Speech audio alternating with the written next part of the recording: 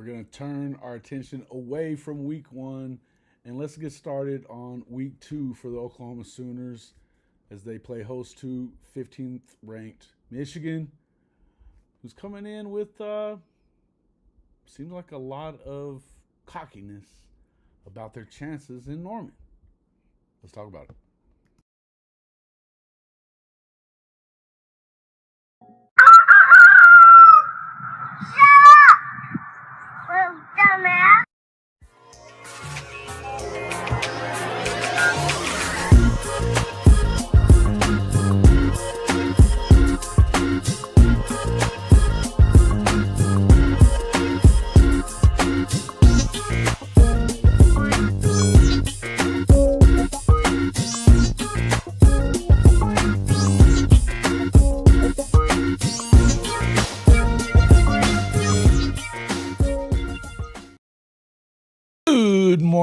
Good morning, and welcome back to Rise and Shine College Football.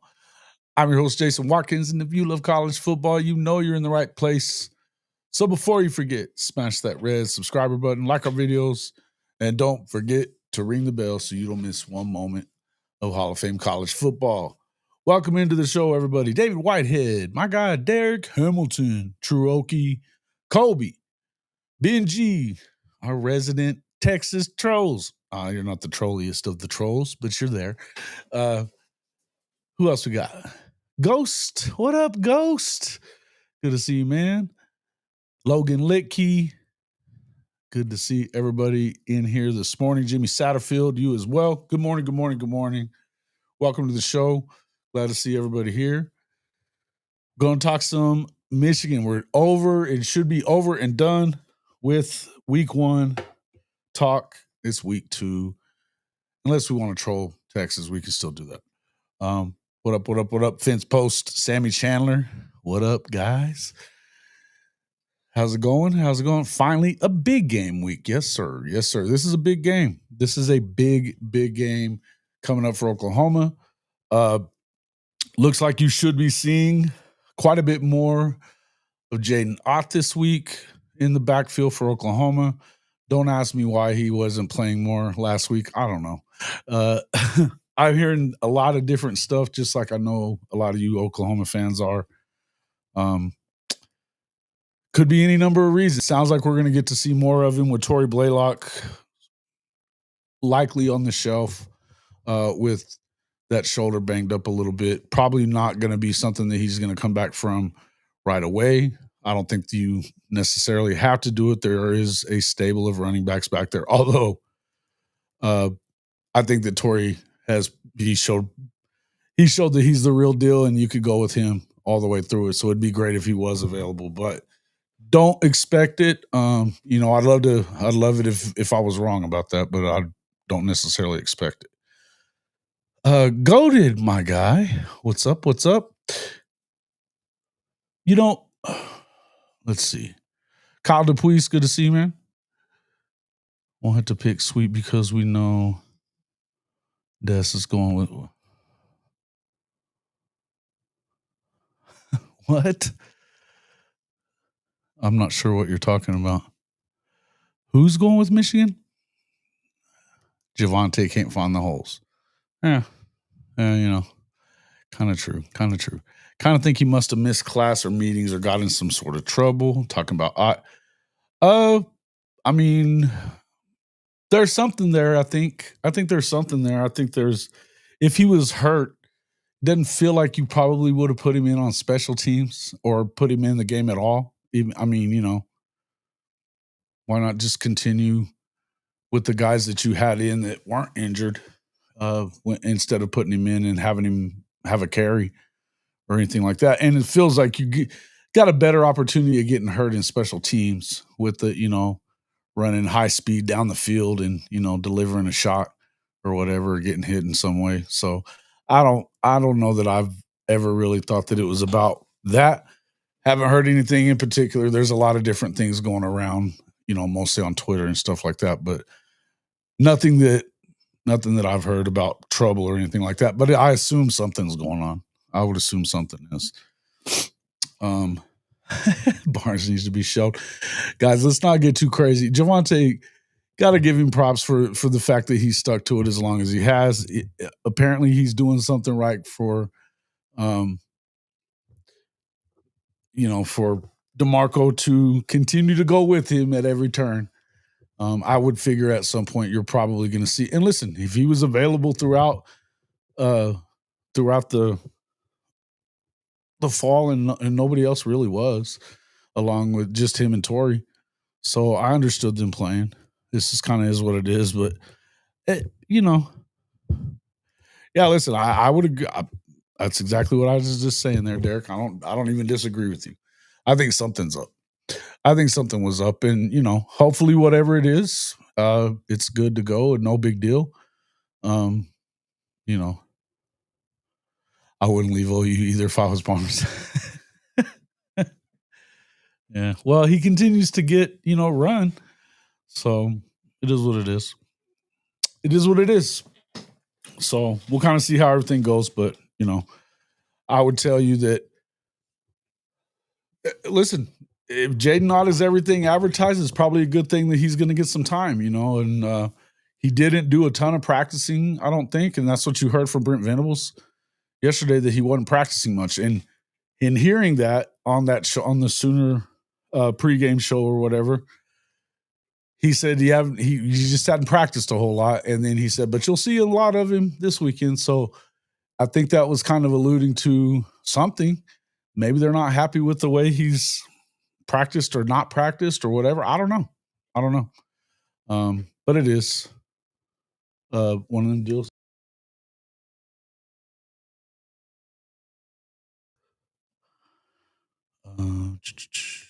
Barnes,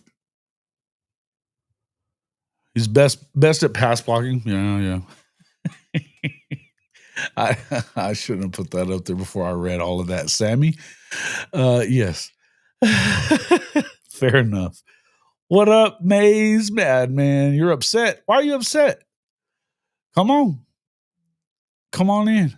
I didn't send you the link, did I? Let me send you that link. You want to come in, or are you working? He's eating up the cap. Salute. Hey, good to see you, man. Glad to see you in here. I really would like to get you in here to talk with us, bro. If not now, maybe we can get together or something here tomorrow or whatever. I'm gonna go ahead and drop this one in here now. If you have time to pop in, go ahead and do so. But if not, I'll get you on sometime this evening or something, and we can just record it and I'll throw it out there for everybody after that. Oh yeah, go blue. Hey, listen. So the question is, you're hearing a lot of folks that are talking a lot of stuff about, and look, man, this is what I love about college football first and foremost, is that you've got fans that are 100,000% for their team, and they, at this point of the year, especially until you've lost a game, you're unbeatable. And we've definitely heard a lot of that kind of stuff coming out of Michigan territory. What are the beliefs? What are you guys thinking about your chances there, Maze Man? If you guys haven't checked his channel, this is guy.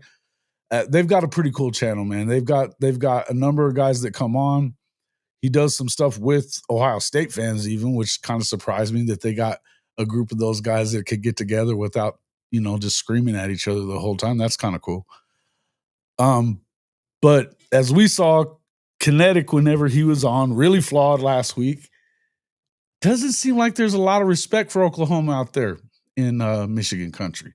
Doesn't feel like there is. What is it that you guys believe that you are going to do so much better than Oklahoma, man? What are you guys thinking?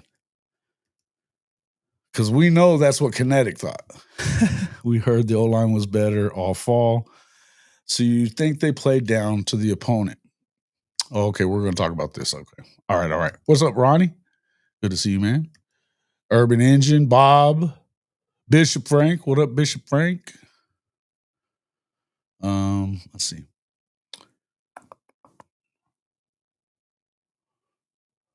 Bishop Frank celebrates 25 months of membership. No more excuses. Team 131 futures now. Thank you for 25 months of membership. Hey, man, check it. I'm gonna have my guy come in here right now. Give me 1 second there, Maze. Mhm.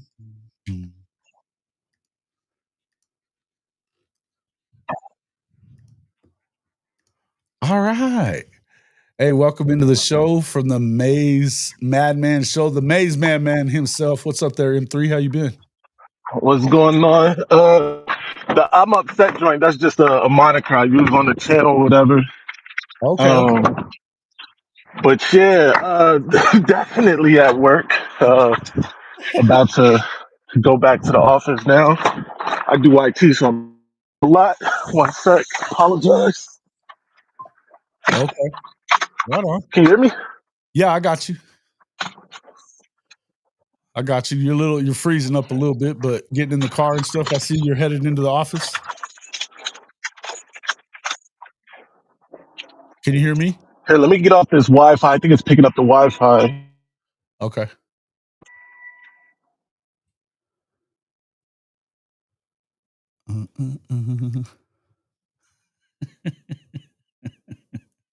Said, all right, he'll be right back, I guess. Let's see. I'll go back to this real quick. Let me go back into what we're saying here. Um, what's the difference between Underwood and Nico? Nico was a 5-star, and we actually have an offense now. Hey, don't ask me. I think that well, I don't know. There could be a difference. I don't think that Nico was great last year in his first year as a starter. I don't think he was terrible either, but he wasn't a true freshman. I think that the biggest problem that they're going to have, in my opinion, is that you're going up against this defense, and Nico didn't do well against the Oklahoma defense either. You know, they got away with a couple of things, got some stuff. Let Derek the Longhorn come on the show? Nah, why would I do such a thing? That guy's such a clown these days, and he's uncontrollable whenever you get him on the phone. I think not. Uh, really hope who stays away from social media there, Bob. Hell, Barnes is going to be DeMarco's number 2 by February. Okay. Michigan fans will have an excuse just like Texas fans do. Okay.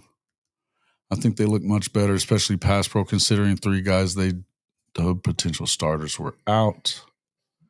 Oh, so okay, going back to the offensive line stuff.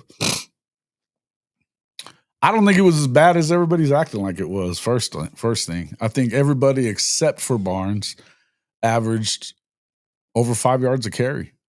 You know, Torrey Blaylock was killing it. Mateer didn't have a problem running when he wanted to. You know what I mean? And it's not like they did it a ton. You know, it's not like they were just going ham on trying to get as many runs in as possible. Let's see, they had a total of 32. Yeah, they averaged 3.2, but you had Blaylock average 5.5. Deion Burks had 1 rush for 12 yards. Mateer, he had seven rushes, but he had a couple that were longer than that. And then, I don't know, man. It is what it is. Xavier Robinson, yeah, that wasn't great either. But you had some longer runs that didn't end up working out. But I would tell you that a lot of it was just the fact that, first off, I think it was early on. And what we've talked about a lot in the past, if you pay attention to what this offensive line, even in the best of years, have been, has been a lot of it just takes them a while to gel. It takes them a while to get it together. They didn't have a bunch of guys that would normally be starters. You lost Jacob Sexton pretty quickly. No Michael Fasusi, no Isaiah Dent, who should be back in a couple of weeks. Apparently, that injury that he had on his knee wasn't a re-injury of the tear that he had before. So he's expecting to be back. It was just a deep bruise from a helmet, from what his pop said. So sounds like he's going to be back soon as well. I think that you have to expect for this line to kind of come together as the season goes on, just like you've seen in the past. And it was a lot of basic concepts too. I think that has a lot to do with it too. And look, They were trying not to show a ton to anybody. So I'm not too worried about it. Didn't want Michigan Steelers. Yeah. Listen, I think that's something you definitely have to do. Benji. Hey, he was just popping in. Hey, man, he'll get in if he gets in. It's all good. I asked him to come on. He was planning on coming on later and probably will. Rest assured, we'll have the whole playbook on the sideline this week with 2 to 3 O-line guys being back and Jaydn Ott. Yeah, I think that Ott's going to be – I think that should help a lot as well. I do. I think that it should help a lot just in that part of it alone. Here's the other thing. I think that you can always set up your running game by making them defend the pass first. Bring some of those guys. Don't let them load up the box. You don't have to – it doesn't have to start with the running game. It could start with the passing and make them defend that. If they're not, once they start pulling back into that, then you hit them with the run. It's just like how you would get the passing game going. If you had a sputtering passing game, you'd run the ball until they started bringing guys into the box, and then you throw it over their head. This is not tough. These aren't hard concepts to understand. It is what it is. And I don't really give a shit how they get yards. Just get them. Just go get them. And so I think that's the main thing. This is a legit defense that you're gonna face. I think it's a good test for both aspects of your game on the offensive side of the ball. And look, if they're gonna make, here's what I would tell you first and foremost. I think that if you're gonna make, if they're gonna pick their poison like you're gonna pick yours, I think Oklahoma wants Bryce Underwood to have to beat him with his arm. They're going to make sure that they shut down that run. And if you go and look at the stats on that, you had 2 big runs by them the other day. That's what made up for the biggest part or half of their yardage in the running game. 2 big runs of like 25 yards each. Okay. Do you want to give those up? Probably not. But also, it's not like, I think that the run fits were part of it. You heard Boganowski talking about that the other day whenever we were on with Legend. And that's one of those things that I think that you want them to do that. But if we're going to, I think Oklahoma's definitely in a better position. If you got to beat them with your arm, I feel like that Oklahoma can do that. They can beat Michigan by throwing the football. A lot easier than Michigan can beat Oklahoma by throwing the football. I think you do the same thing that you did against Alabama last year. You shut down that quarterback's running ability first, shut down their entire running game for the most part, and then make them beat you with the arm. And that's when you get to start teeing off on a kid like that, sending rushers from places he never expected them from. Because you won't have seen anything. He won't have seen anything the defense is going to do coming into that. They just won't. Why are people down on X-Rob? I don't know. Somebody, Goated, what are you talking about fat and out of shape? He's not fat and out of shape. He's been hurt. He was hurt. Was Fasusi hurt this past week? Yes, I think he was. I think that he's still been suffering the effects of that heat exhaustion from 2 weeks ago. And I don't think it's one of those things that you end up doing. You don't want to go into that and you don't mess with stuff like that, especially against Illinois State. What did you need to, why did you have to have Michael Fasusi in that game? If you're still thinking about the effects of what that could have been, you got to be careful with them. We know they've been extra careful with pretty much everybody this year. They have been. You had a big game coming up this week. You didn't see Giovanni Gibson either. I think he's been ready to come back for probably a week or so anyway. We know he was getting into the being able to run at full speed. So, they're going the conservative route with some of these injuries and something like heat exhaustion, heat stroke. That's something that you don't fuck around with.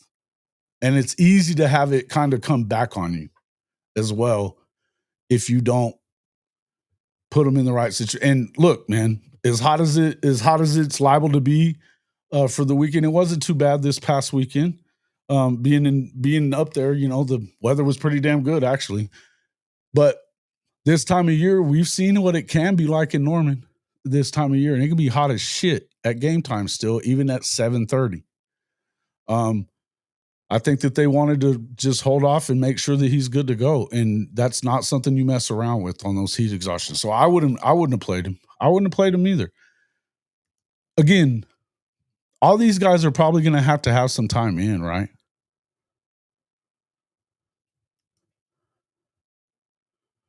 He's coming off the couch. Yeah. Yeah, he's coming off the couch. Didn't you just call him fat and out of shape? What are we talking about? Or were you just messing around or what? Did I miss something? Fainted in one of the last practices, like overheated. Yep. Not just fainted. Not just fainted. He went to the, I mean, Fasusi was in the hospital over it. Cold front, wanted 97 for game day. Is it going to be a cold front again this weekend, Sweetness?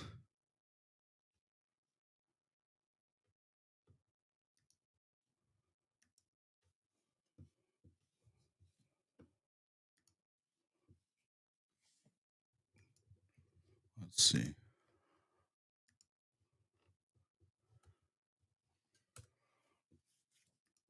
Let's see what else. New Mexico threw for 230 on them. Dude threw 3 picks, but still racked up some yards. They don't have our level of skill guys or quarterback. Yeah, listen, and that's what I'm saying. If you're Michigan, would you rather, or I mean, if you had a choice between the 2 quarterbacks and the 2 offenses, knowing that you're going to have to pass to win the game, who would you choose? I mean, I don't even think it's a tough question. But I mean, who would you choose? It would be Mateer. The guy had 392 and 3 touchdowns and another one on the ground. You know, yes, it was an FCS team. He had 44 of them last year, 29 passes for touchdowns. That led FBS. You can say what you want about where he played at. It matters. All right, hold on real quick. All right, so okay, it looks like we got our guy back.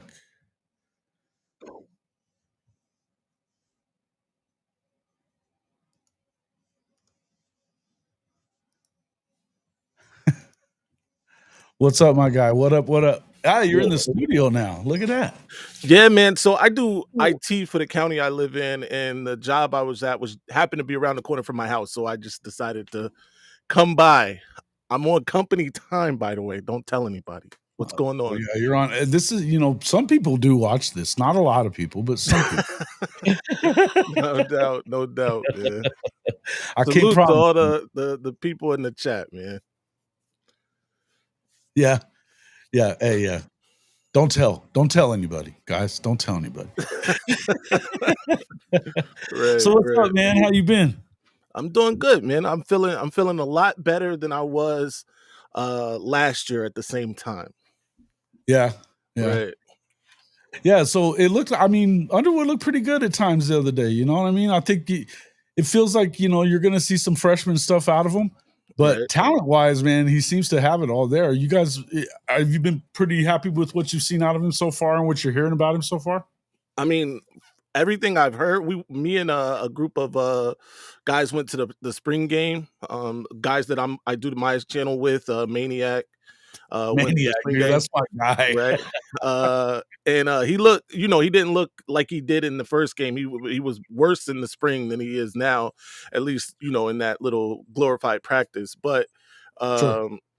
we heard great things about him for years, honestly, and then to now have him actually donning maize and blue is great. And then in game 1, I was impressed with some of the throws.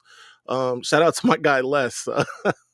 But I was impressed with some of the throws. His poise in the pocket was what I was really impressed with. A lot of freshmen, especially young quarterbacks, like to, get a little antsy in the pocket and get out of there a little too soon. But he did some good things in there. Slid, climbed the pocket.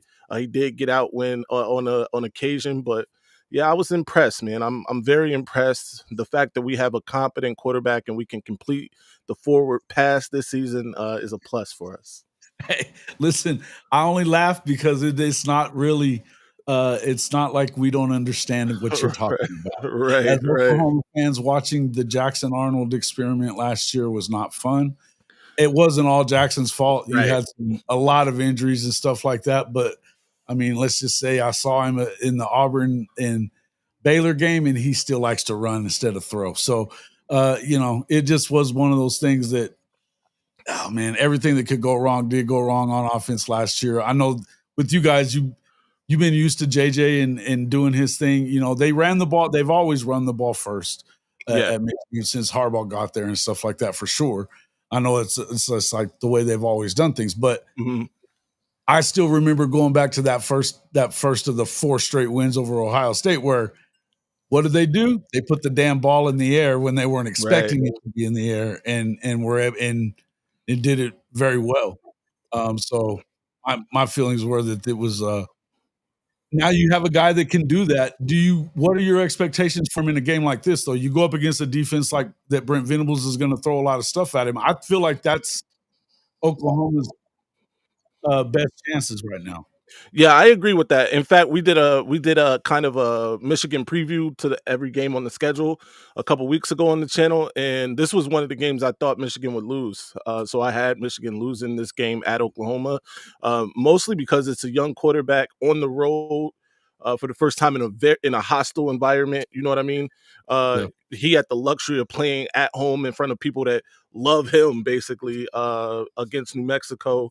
And even then, with some throws that he probably wants back, there were some drops too. But even beside that, aside from the throws, because those throws are going to be different in this game. It's real, Division One players out here. No disrespect to New Mexico, respectfully, but Yeah, but disrespectfully, they're not this it's Oklahoma's not the different. same Right, right. They That's were the like same thing we were glorified saying about linebackers playing defensive Illinois State, tackle. same stuff. Same thing with Illinois State. We're like, look, Exactly. I mean, they're a very good FCS program. They come from the best conference in FCS. I get it. They're well coached. I was impressed by the way that they just didn't quit coming at you. You know what I mean? Yeah, They yeah, were disciplined in the way that they played. I was yeah. impressed with them. But in the end, you don't have the same kind of athletes that Michigan's going to have.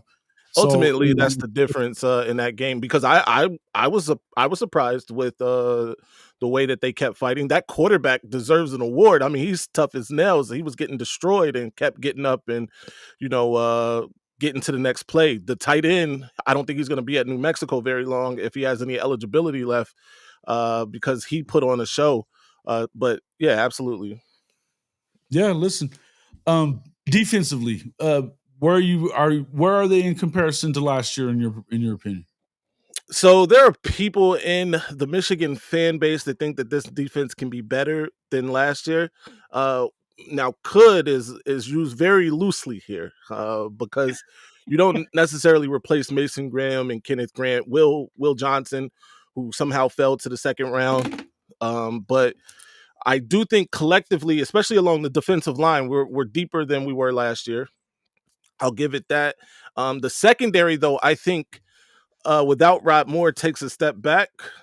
We saw that in this game. Jair Hill gave up a couple plays, and behind people like Jair Hill and Zeke Berry, we get extremely young at corner, right? Right. There's a so it, we saw those guys get in. Elijah Dotson and Jay Sanders both got in, and both or Elijah Dotson gave up a pass interference. Josiah Edmond gave up a pass interference. So the secondary is where I have the most trepidation at, right? Linebacker, I think we're stout.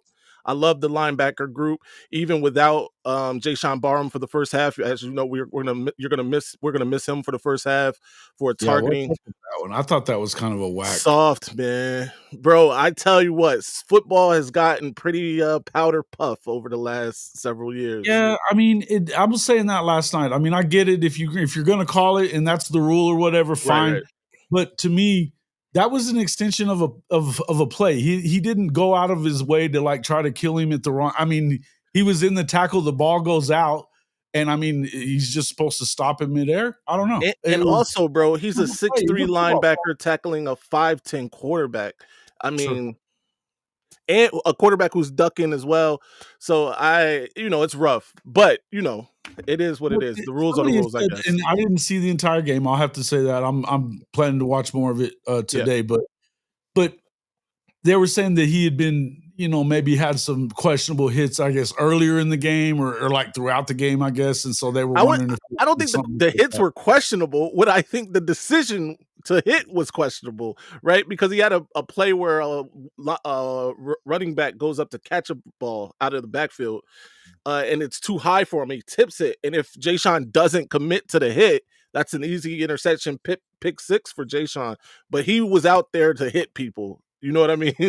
He was locked in. He didn't care anything about the foot. If you got the football, better. But I'm gonna hit people. Yeah, you know what I mean. So Okay. yeah, So he was a little reckless then, is what you're saying.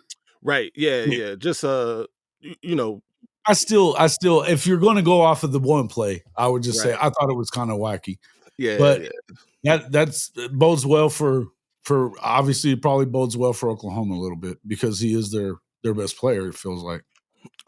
Yeah, I mean, at line, he's definitely. I'll give him this because an argument could be made that Ernest Hausman is our best linebacker, but he's certainly our most athletic, most I guess he can be used in different ways. He's most gifted for sure. But I like the guys that come in behind him. Jimmy Rolder and Cole Sullivan both are animals. I like those guys too, and they're a little more level headed. Cole Sullivan got a sack and an interception, I believe. Yeah. But Jay Sean's a beast. I'm not going to take anything away from him.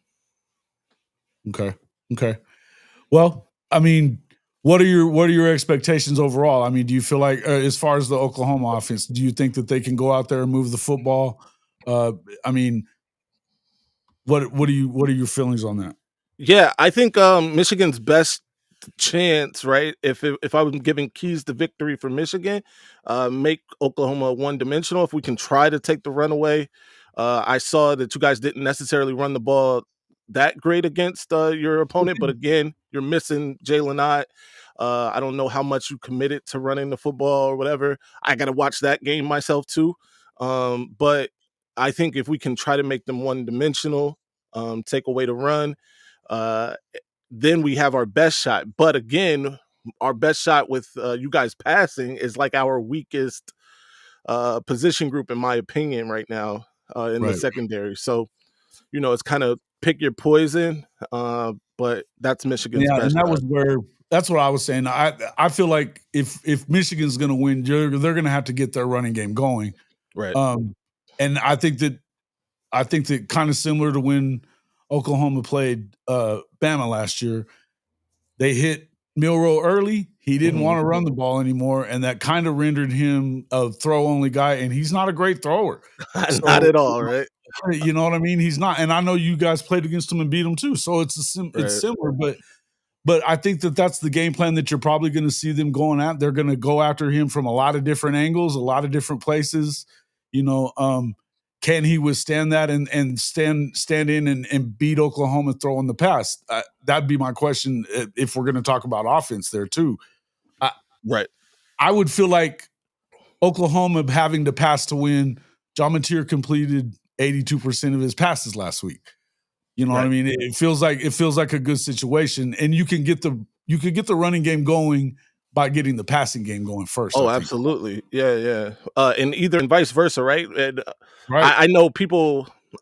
We deal with our chief rival, Ohio State, right?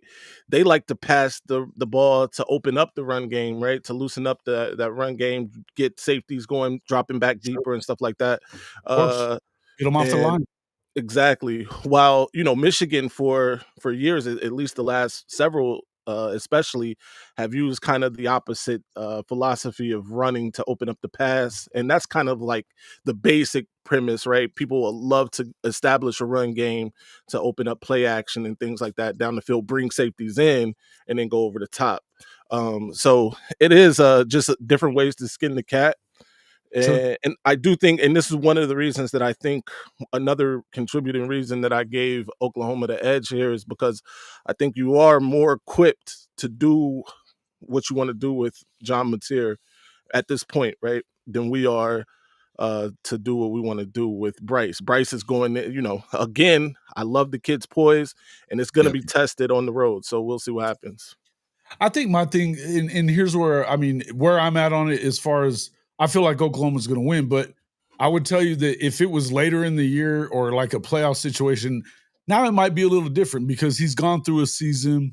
Oh, I think this He's game's seen, going to help him. Yeah. Go ahead. I'm I think sorry. this game helps. Yeah, absolutely. I think a game like this, it's the speed that it's going to be played at is going to be new to him, but I think it's something that he's going to see more of that throughout the year. So it's if you were catching him late in the year, a late game, non-con game, or in the playoff, for instance, or something like that, then I would be a lot more worried about it. I think that it's a good situation for Oklahoma being at home, obviously, and then it being his second start, his first one on the road. Up against Venable's defenses, who he's feasted on guys for a long time, and calling the defenses, and he'll be doing that again. Yeah. I like this kid a lot, though. I think that Bryce Underwood looks like he's going to be definitely going to be really good. And next year at this time, whenever we're in Ann Arbor, it may be a damn different story. You know what I Yeah. mean? Yeah. I agree with that. Like, I think he's got a bright future. I like, what you guys are doing right now. You really opened my eyes last year when they demolished Alabama, right? Going into that game. I'm sure not anybody had you guys winning that. Shout out to Carlos. But Yeah, Carlos has been on my neck, man, for like 2 weeks. but you guys handle business there. But we'll see. I know you guys had a bunch of wide receivers in the infirmary a year ago. Oh, bro. Hopefully, and that situation looks better now. But for us, it's we're trying to stack good performances. That's what I really want out of Bryce, right? Is not to turn the ball over, even in a loss. If it happens to be a loss this week, just stack good performances. Right. Let me ask you this, and we're all, Sharon's a Oklahoma guy. He played here. Right. We all love him. We all got love for him. Any other week, we'd probably be rooting for him because it's Right. Sharon. Yeah. How is the fan base feeling about him? I think for the most part, people are behind Sharon. There are some people though that think he's in over his head. They show up in the comment section every now and then. But I personally think that Sharon's done a phenomenal job. Just with, if it's not necessarily his X's and O's, it's not like he took over a completely ready-made system. right? He didn't get the Lincoln Riley treatment at Oklahoma, right? It's not necessarily like X's and O's that I like the most about Sharon. What I like is his ability to find the right people though, and delegate. Getting Lou Esposito for defensive line coach, he hit the jackpot. Lamar Morgan, defensive backs coach, kind of winning.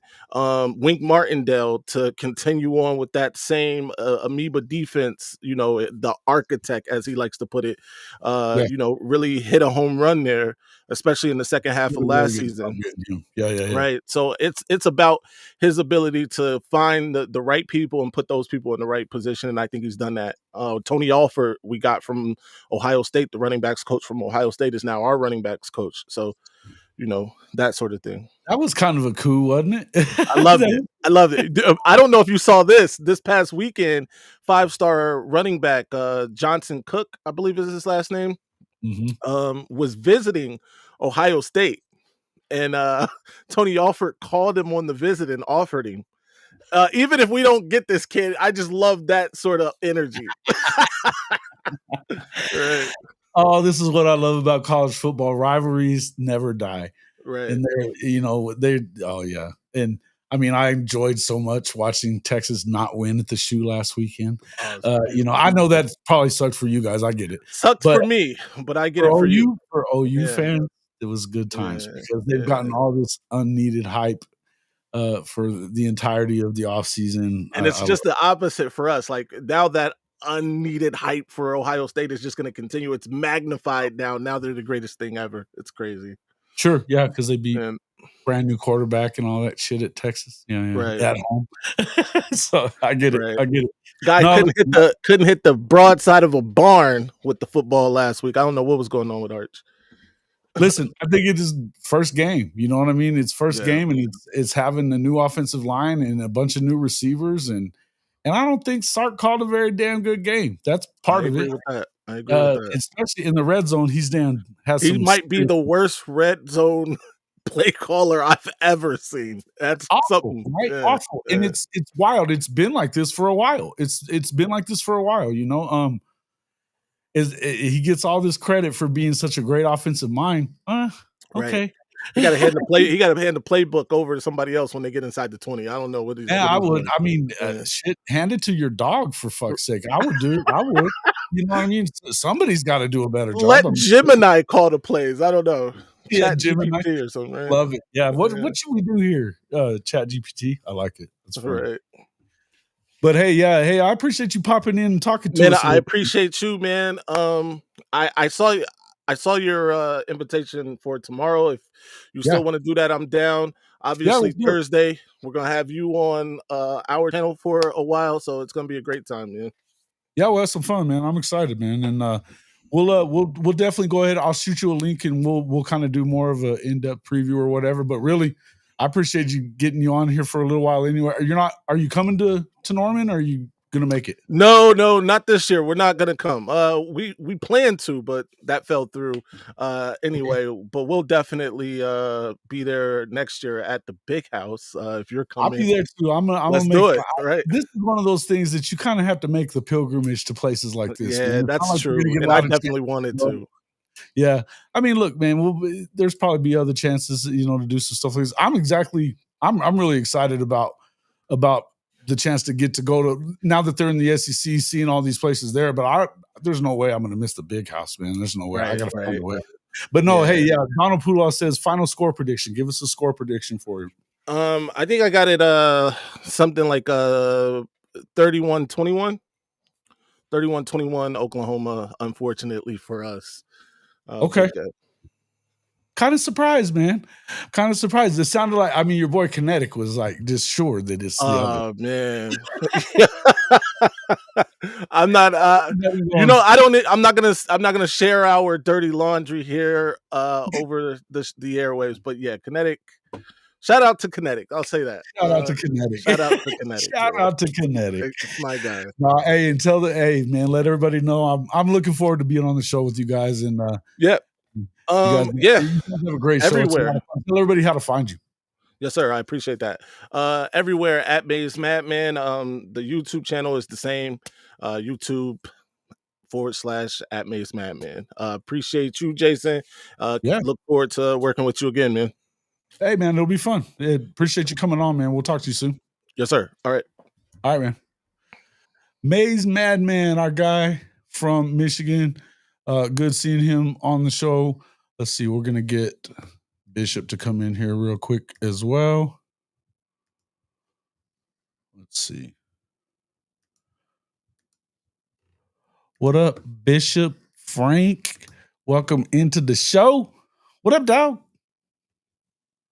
You're muted. Oh, my bad. I actually hit it again. Try it one more time. Sorry about that. Mute. Hey, what's good, everybody? Big salute. Big salute. Big salute. Welcome into the show. What's up, man? Man, hey. I see you had amazing Madman. Yeah. Yeah, man. He popped in and it was good to see him. It was good to see him, man. Yeah. Good guy. Yeah, good quality guy. Popping in too.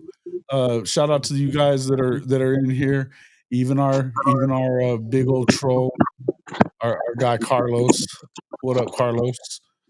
The Michigan contingent has been fun. The last couple of weeks, let me tell you. Let's see. So what's good? What's popping? What it is, what it ain't. Man, what are you thinking right now? Where are your thoughts on this game coming up? We kind of talked about it a little bit there with Maze, but I feel like these guys are coming into a good situation. You've got a new quarterback situation there.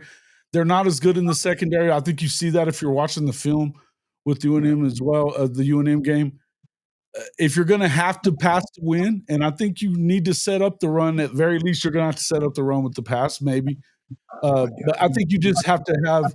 I don't even know that you have to put a bunch of rushing yards on paper. I think what you have to do is just commit to running the ball and keeping them honest, right? I mean, that's where I would be. But if you have to beat them with your arm, do you feel bad about John Mateer being able to beat him with his arm?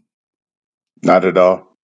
Not at all. And in fact, I think that's one of our biggest suits is I think for us as fans, it's been a minute since we had that type of I see The you gumbo. had that type of consistency on the passing game. And I mean, John literally was picking apart the defense. He could have thrown so many more touchdowns that he chose to check down. So that's why I feel this week is we're going to get the real T131. They're ready to explode and not hold back anymore. It's a big test for this offense for sure, right? I mean, I think the defense, if there's concern, I know there's some concern about the run defense or whatever because of giving up 100 yards. Look, 100 yards is not that much, and especially when you think about the fact that they had 117. They only had like another, what the hell was it? Passing, they had 34. So, I mean, under 200 yards of total offense. Look, it's an FCS team. I get it. The point is, if you're going to give up any yardage anywhere, they didn't give up anything that looked like it was about to be a touchdown or anything like that. The only points they gave up was off of a turnover that I didn't really have a problem with that turnover. He could have gotten Deion Burks killed and decided not to throw him behind him. And it is what it is. I mean, it got picked off, but it wasn't a terrible thing. And they didn't give up anything but just the field goal. So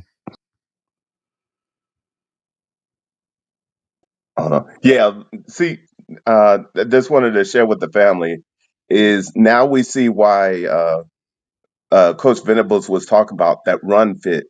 If everybody, one person's is not fitting, it makes the other team seem like they're just gashing you. And but as we cleaned up and this week, you can't afford to miss any run fit. So you already know that you needed a opponent like this to get your head back on swivel and completely locked in. So I'm glad to have that game because we had a lot that money we left on the plate, but that's what you want because week by week you want to keep getting better. hey, shout out to Fatty. Sorry to hear that about your family there. Death in the family, man. Prayers out for you and the fam. And we'll hold it down for you. We're Sorry with about you, bro. that. Yep. But yeah, listen, I think that this is a great test. It's a great test for Oklahoma. You're gonna go up against a good defense, much better defense. And I think your defense is gonna have look, one thing I do know is that you are going up against, championship caliber players that they've been recruiting. They may not be quite where they want to be yet, and I don't think they're where they want to be yet. But I think that they definitely know they recruit like a Big Ten powerhouse that they are. So I think this is a good test for you. Good that it's going to be at home. It's a good situation for Oklahoma. I think you got to go out there and handle your business, but I don't think it's as close at the end of the game as a lot of people. I mean, even Mays just said he thinks Oklahoma wins by 10. I've been saying by 2 touchdowns, maybe more. But I just feel like I think it's a good situation. I do think it's funny that a lot of the fans from Michigan are just they can't even fathom a loss to Oklahoma. Well, put it like this: understand if they really went off of last game, I could see where they feel like they're just going to run roughshod when it comes to the running game. But I'm explaining to you, once those run fits are fixed, you're running into the teeth, and that's our strong suit. And once we make you one dimensional, there's a no fly zone. Right. So, and the only points they got last week is because of that interception. And if that, they were on the 28. Last year, they would have scored. They didn't score. They just kicked the field goal. I'm I'm pleased. Long as they didn't score, we can keep that going this week. Be great. If even if they score, I know we're gonna put points up. So it's Yeah, I just think gonna make. you're going to have to play at the very. I mean, listen, I'm not saying you're going to hold them scoreless. I wouldn't go that crazy. And in fact, I've never even predicted it like that. I would tell you No. that I don't see them scoring a bunch. I don't think that they're going to. Somebody had on the show that I did last night was saying that, or I think it was Carlos saying that they were going to win. They were going to put up 28 on them. 28 on. I have a hard time believing it. You know what I mean? I just don't see that going down, and especially not, on the road like this. That being said, you're going to have to go out there and shut it down. Now, let me ask you this, because I asked Boganowski the other day this too. What did you feel like if there was an issue with the run defense? Was it run fits? Was it just, that they didn't know where they were supposed to be, or was it overrunning it? I mean, I felt like I saw some things, but I want to see what you felt on that. After breaking down the film, we had linebackers that missed their run fit and got blocked. You got DNs that was overzealous, that was getting major push. Was when you miss the run fit with your linebacker and Too the much. DN gets too far up and makes a natural running lane. So uh, just paying attention and doing their job and cleaning up the small things will lead to big things. So and we know this defense can do it, but it was the first game. So Sure. hey, if For sure. that's all you had to run into, then hey, that could It be was. fixed. And the best team to play against is a running team like Michigan. Yeah, no doubt, no doubt. Yeah, when you know that this is what you're going to have to shut down first, I think that. And look, if you're gonna, I would rather have to slow somebody down as far as where they're, because like you were talking about the edge guys, that happens a lot of times where they're getting a lot of depth. Maybe it's because they're allowing them depth or whatever. They're allowing them to get deep into it so that they do open up that natural run lane. You see that a lot. But a lot of times, if you end up in those situations, a lot of it just needs to be corrected, and that will get corrected immediately when it comes to Venables and the staff. That's. But you'd rather you slow them down a little bit than have to speed them up, right? I mean, that's kind of the way I felt about it. Yeah. Well, the thing about it is it's understanding that we truly have legit pass rushers, and Yeah, we know we can stop the run. It's just making sure we put it all together. And this is the perfect week because we already know that they bring a high caliber running game. And with that, and then this freshman is decent. I'm not gonna hate on him. He's decent, but he's a freshman. He can only do one or two reads, and then he's got to make a decision. right. And I think they're going to try to. The main thing that you're going to see is them trying to speed up that clock that he's got. You know what I mean? You not. Do you have time to hit that second read? I don't know. And if they can get to him early, that would speed that clock up quickly. I think the main thing is to shut down him trying to run the football right away. You do like Yeah, what you did against Jalen Milroe. First play, Danny hits him in the mouth. He didn't want to run no more. That changed the game right away. Um, I don't think that it's necessarily the same thing, but I don't know that it isn't. You know what I mean? It could be yeah, very similar to that. If you can put him in that situation, he could end up in the blender, man. yeah. Well, just think about. I think about going into Tennessee last year, knowing that we were unassured if we were ready for that type of caliber, but the defense showed up stoutly and was putting was really dominating the game if we only had an offense, and we won't go into that. But I think this is the perfect scenario. For one, they bring a stout defense for our offense to figure out and find out where we're really at. Uh, is our running game needing to be little adjusted? Sure. I after watching and evaluating the film, if our running backs they have to find a trap door. Not every time the defense gonna go right to the right gap. Sometimes they blitz or they do slants and whatnot. And I think this week we'll stop being vanilla and we should see a better. Uh, Somebody said in here a few minutes ago was that you didn't see any outside zone run or anything like that. I right. mean, you saw the one jet sweep that they ran with Burks, which first time I've seen that thing work at Oklahoma in a while. So that was kind of cool. But you know, not really hitting the outside. Everything was to the middle of the defense. You know, so Yeah. those are harder runs to get to go. No matter what kind of push you have on the line, that's tougher to get much yardage running up the middle. Um, Yeah. if you can get some sideways game, I would say we didn't see a lot of zones. You know, we didn't see a lot of like screen passes, anything like that you manufacture the run game out of a little bit. Not a lot of hitting guys out of the backfield. You did hit Torrey on that one, you know, but I think that's another thing too. The extension of your run game is going to be your, you know, those kind of pass plays, getting into the running back out of the backfield, you know, running some of those different types of screen passes, things like that. I'd love to see a little bit more of that as well. But I think there's other ways of manufacturing it. And when you have a quarterback that can run like Mateer can, you know, you can use that to. I mean, think about the Red River a couple of years ago. We talked about it. The team with the most rushing yards, or the first one to 100 yards, usually won the game in that series, and that's how it's always been. That was not a good thought going into that game because they hadn't run the ball for shit all year so far. Dylan Gabriel goes out and gets his 100 yards.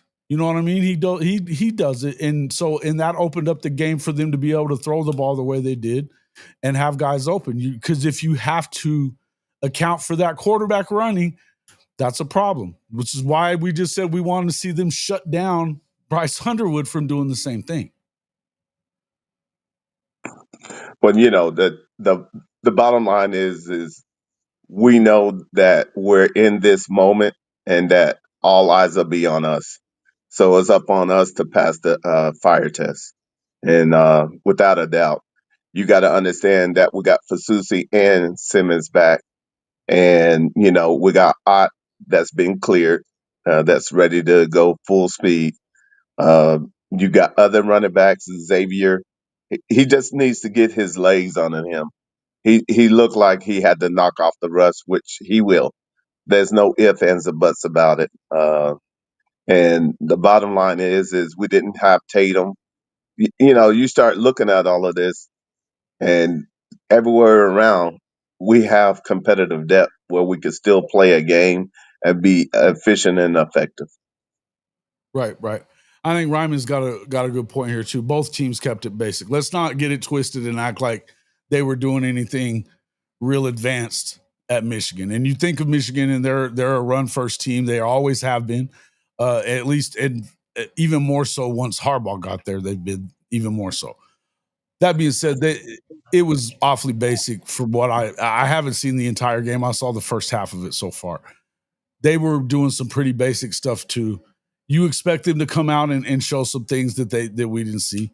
I would definitely expect that. The main thing is you're going to keep somebody that's got to keep their eye on this quarterback. Look, Justice Haynes had a pretty good game for him too. You know, the former Alabama running back. He had a nice little game for him too. I think that he's a threat out of the backfield if he's going to be getting the football. They've got one receiver you got to concern yourself with. I forget his name, but he's pretty good. You know what I mean? They've got some guys that should be pretty good. And this is a new offensive coordinator that's liable to have some wrinkles that you're going to see.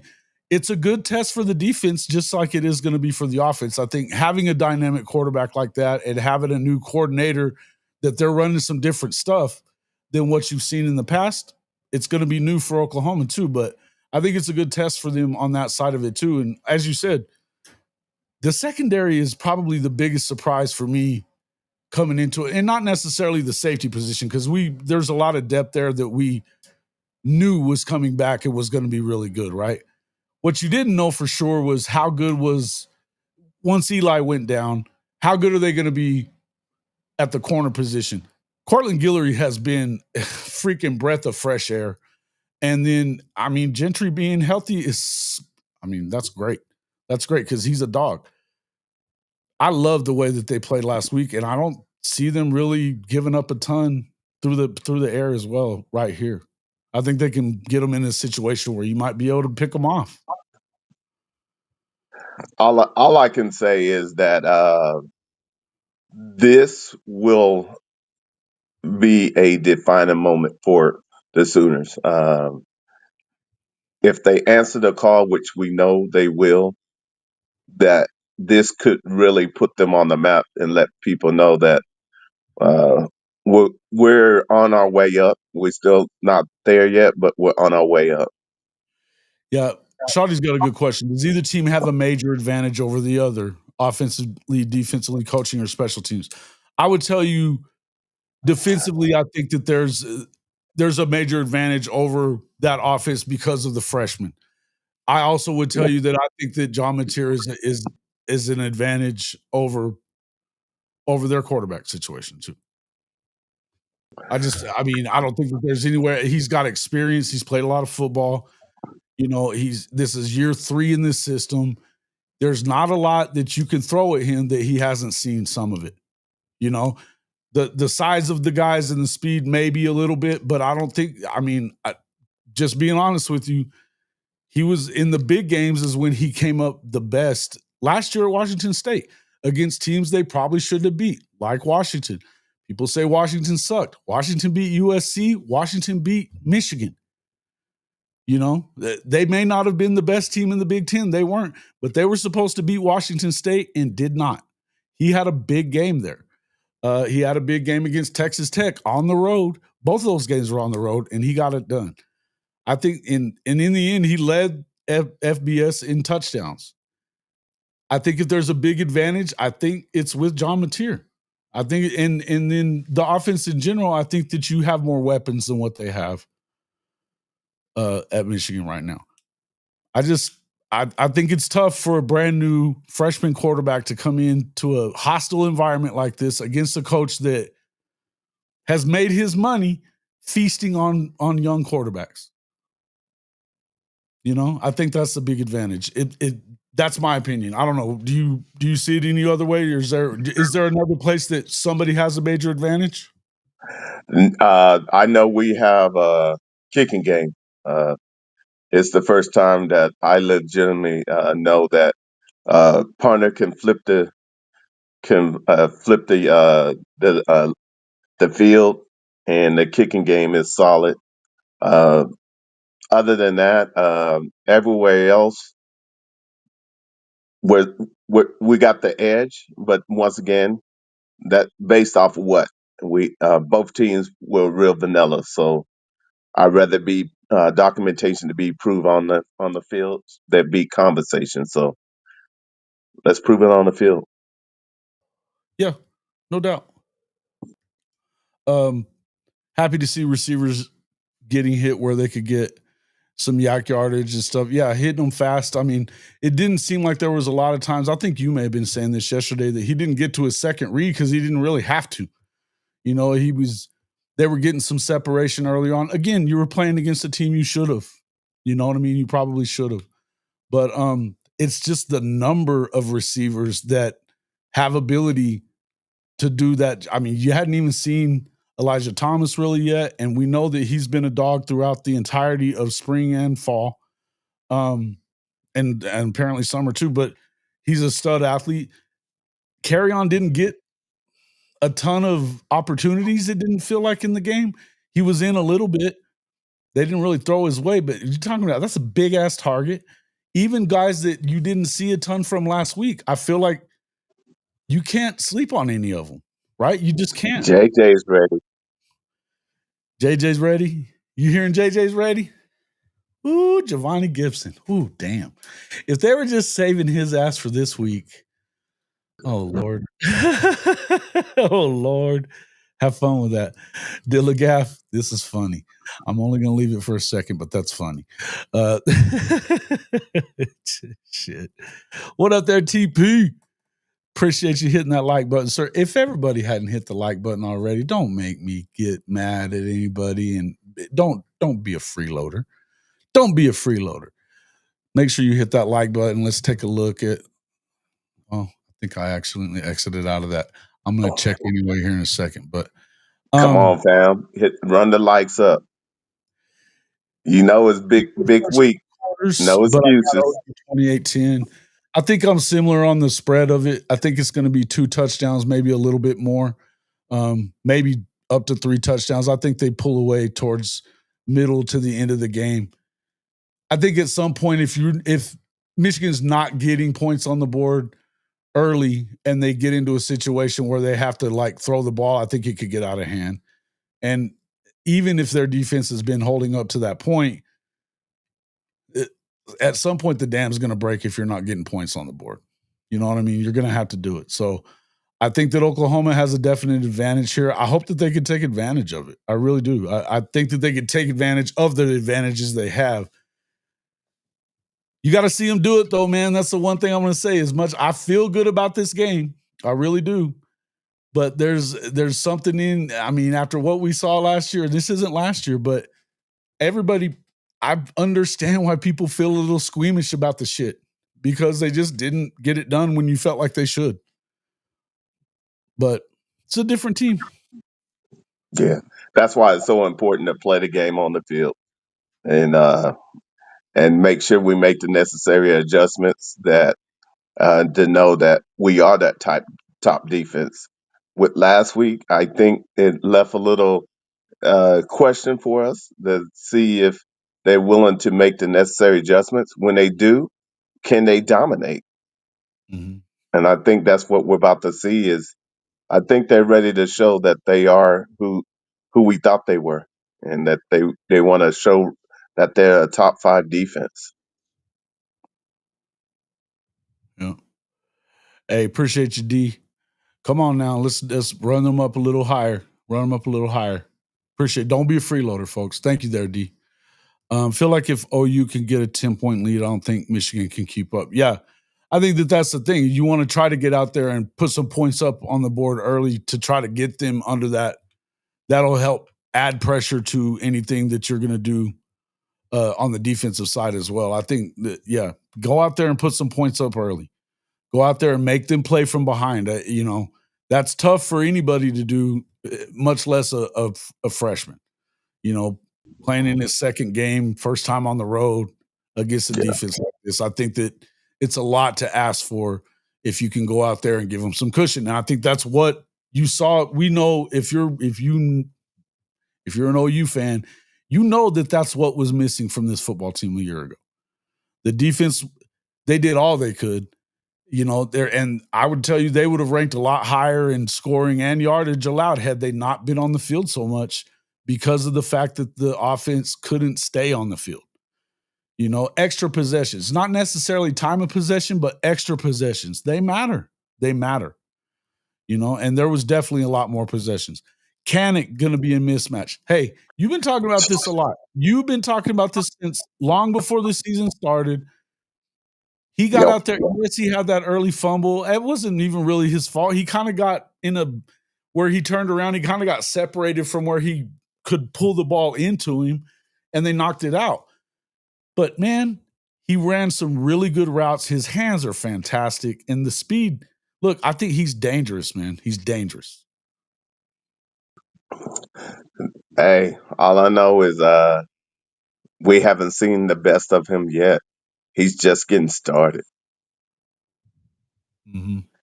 And believe it or not, for him playing defense and playing offense, he knows how to read the defense and know where to sit down. And he's just an asset because for John Mateer, he knows, if nothing else, he knows where the spots are and he's going to be on his spot.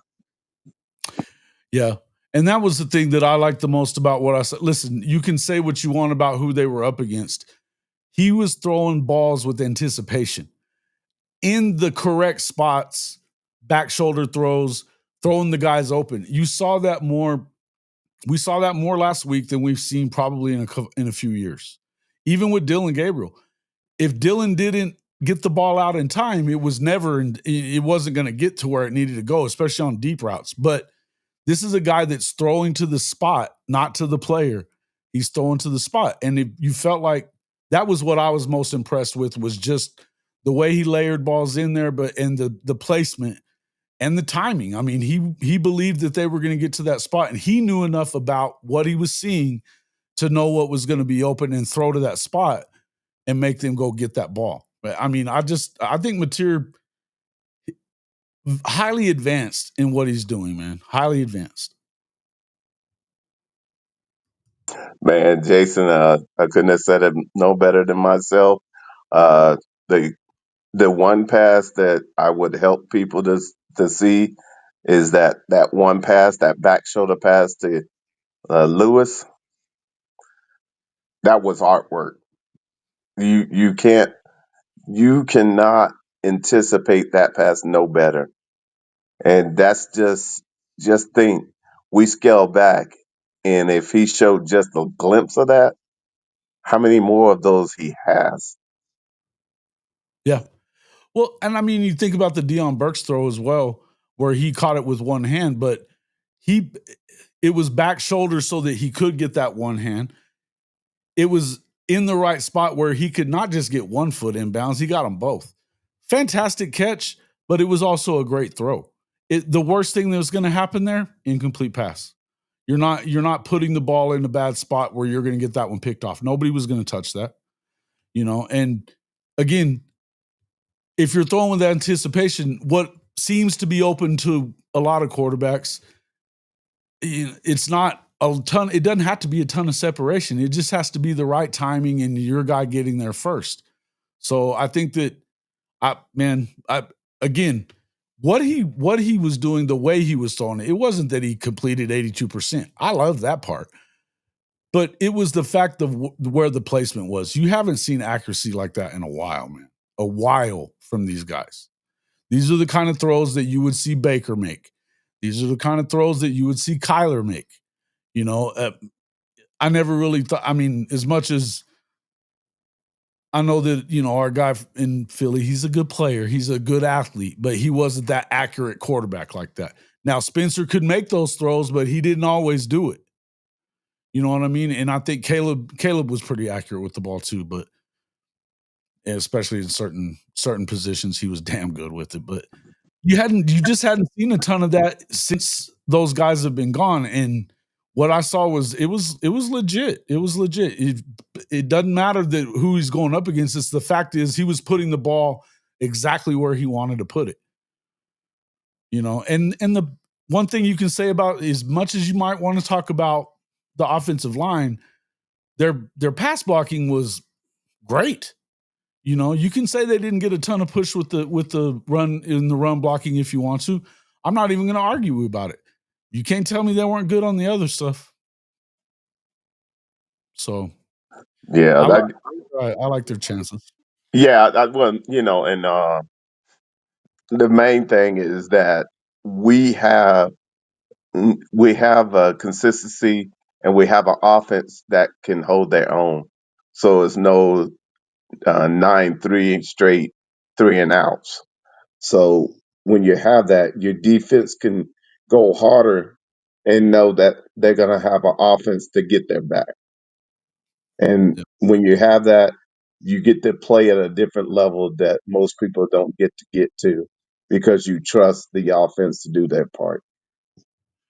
Yeah, and I always, man, I felt like there were times last year that the defense was gambling on stuff that you didn't need to be gambling on because they felt like they had to go manufacture some points themselves somehow to win.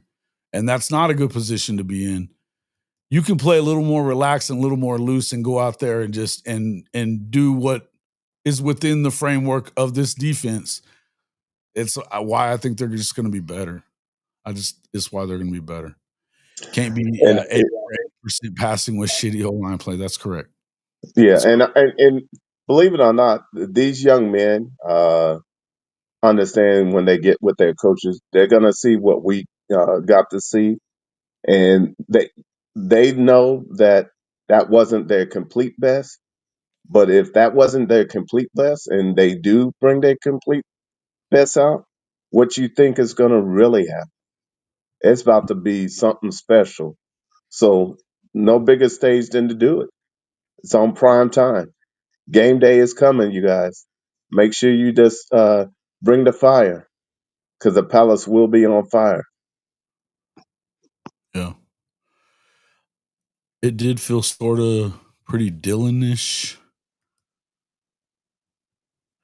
No receivers too open anywhere on the field. I'm not sure what this means. It did feel sort of Dylan-ish.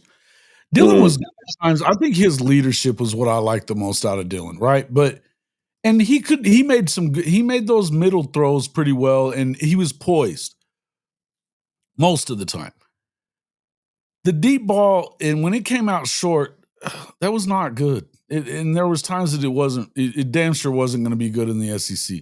I like Dylan a lot. I think Dylan, he got the most out of what he has athletically speaking. Dylan got the most out of what he was as an athlete because of the way that he is and the way that he played. Loved it. Oh, sort of pre Dylan. Yes. Okay, I got you. And big salute to Gorilla Nuts champion Cortland Guillory. He he hey, he deserves that start. He is him. He is him. And that PI call was shit. That was a You trash. know it and I know it. Look, Oh, hey, he did. It was textbook cradle and swat. Textbook cradle and swat. hey, now, put it like this: that boy could read his fortune. He was so close. Yeah, dude. It was great. It was I just like the motor that he plays with, the absolute belief in his craft. That, I mean, you've heard him say that. You got to believe in what you're doing and what you're, the skills that you have, and the way you've been taught. He goes, and you can tell that is not a problem for Cortland Guillory. Not a problem. I also think that it's not a problem for some of the guys that aren't really getting to play because he's playing like that. But it's good. It's a good problem to have that those guys are having to sit and wait their turn. But man, between him and they stopped throwing it. They stopped throwing pretty early to both those guys. They were trying to not throw it to the guys that were being covered by those corners. A big shout out to those the high Great. school coaches and any of his coaches that trained him up. He made sure he paid attention to the details because it shows. Do like these big brand games, even though sometimes they fall flat of expectations. Hope it's a good close game. I love helmet games, man. I'm a fan of them. Let's talk about some of these other games that are coming up, though. I mean, I think that one that Rob's game, the Missouri Kansas, the border war hadn't been played in a long time. There's a lot of hatred in this fucking game, man. By the way, a lot of it. I don't really know what to expect in the game. I think coming into the season, you probably would have said Mizzou. If Jalen Daniels is on his game like it looks like he's been, it could get ugly. It could get ugly. It could be a hell of a game. Who do you got in that one? I got Kansas by 10.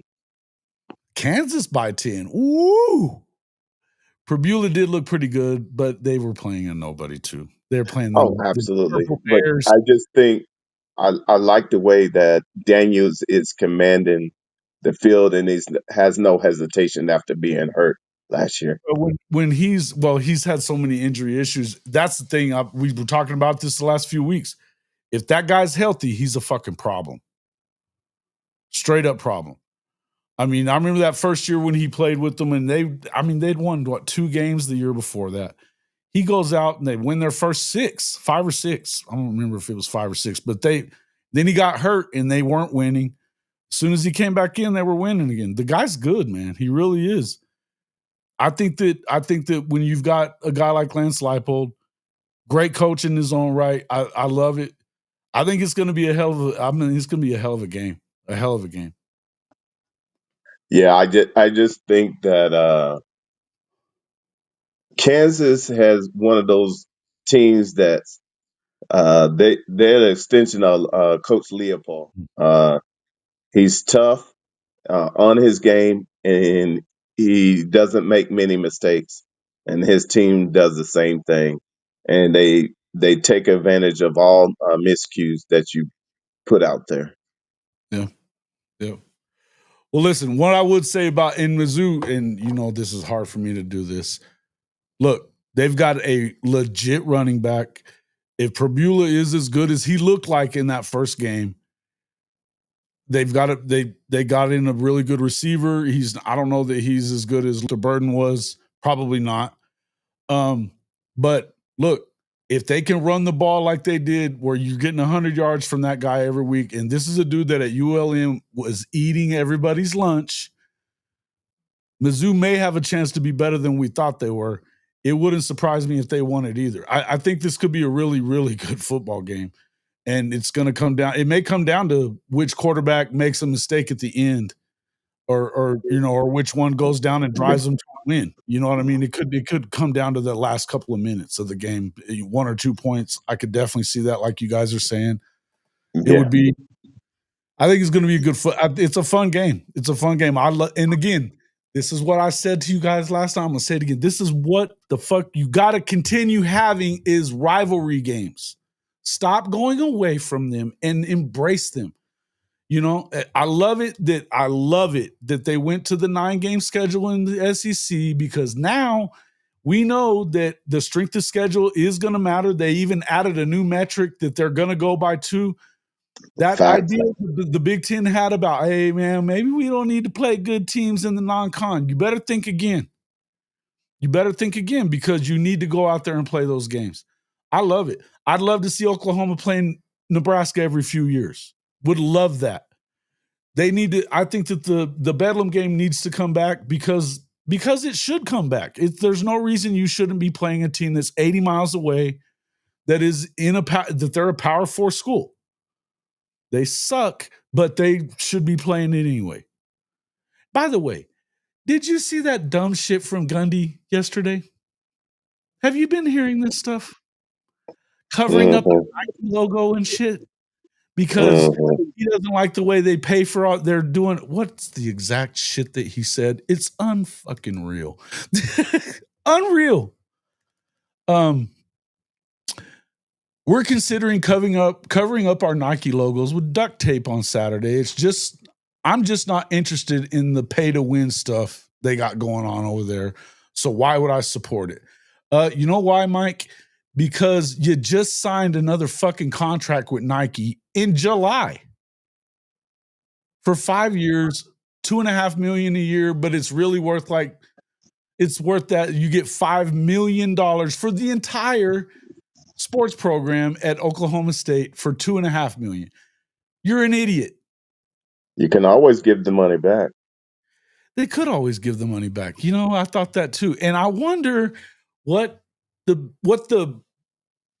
brass at freaking OSU thought about their head football coach fucking up their deal with Nike. Because chances are, if it was me, if I'm Nike, man, I'd drop that fuckers right now.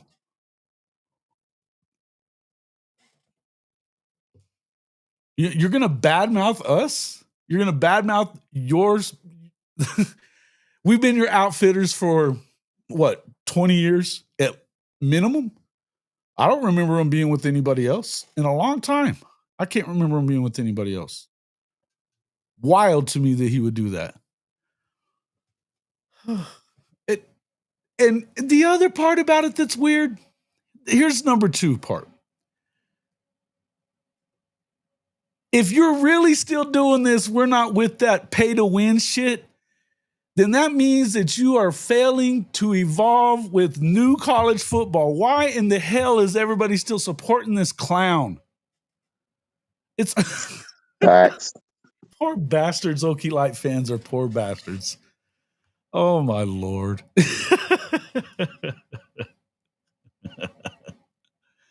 I hope Oregon wins, but I think they will win. If you know, when he starts saying stupid shit like this, it's because of that. And we know this. Dan Lanning has rabbit ears. Look at what he did to CU when they were talking their shit the week before, the entire week before they played them 2 years ago. And then stomped a fucking mud hole in them. By the time the first half was over, that game had been over. Wow. Gundy's a fucking clown. Wait. Nike just pulled their money? Are you serious? What? That's fucking You don't great. say. Somebody had said that. Somebody had said that. That's awesome. Oh my God. I gotta see this. Let's see. It's gotta be on here. Man, I tell you what. That's funny. How can you What a utter those words, that's but firing. yet, That's firing. That's worth firing his ass today. yeah, it's like, okay, well, we're the ones that help pay for your stuff. So what are you really saying? Breaking. Oh, let's see. He's a trip. I haven't seen it. I don't think it's gonna be. It hadn't happened yet. All these look like they're bullshit. TP. Let's see. Let me go to somewhere besides Twitter where you get a bunch of fucking bullshit accounts. Hey, Jason, TP is asking, do you know where the tailgate party is at on Saturday? He's coming in. I will definitely I'll definitely get with you on that. TP, shoot me an email or yeah, here, just shoot me an email and I'll get you my contact information. I'm sending you the email right here. I'm definitely that's something. I'm glad you brought that up because I didn't get to man, my tooth was hurting me so bad I almost didn't go to the damn game and I was there. It was rough. It was a rough day Saturday. Yeah.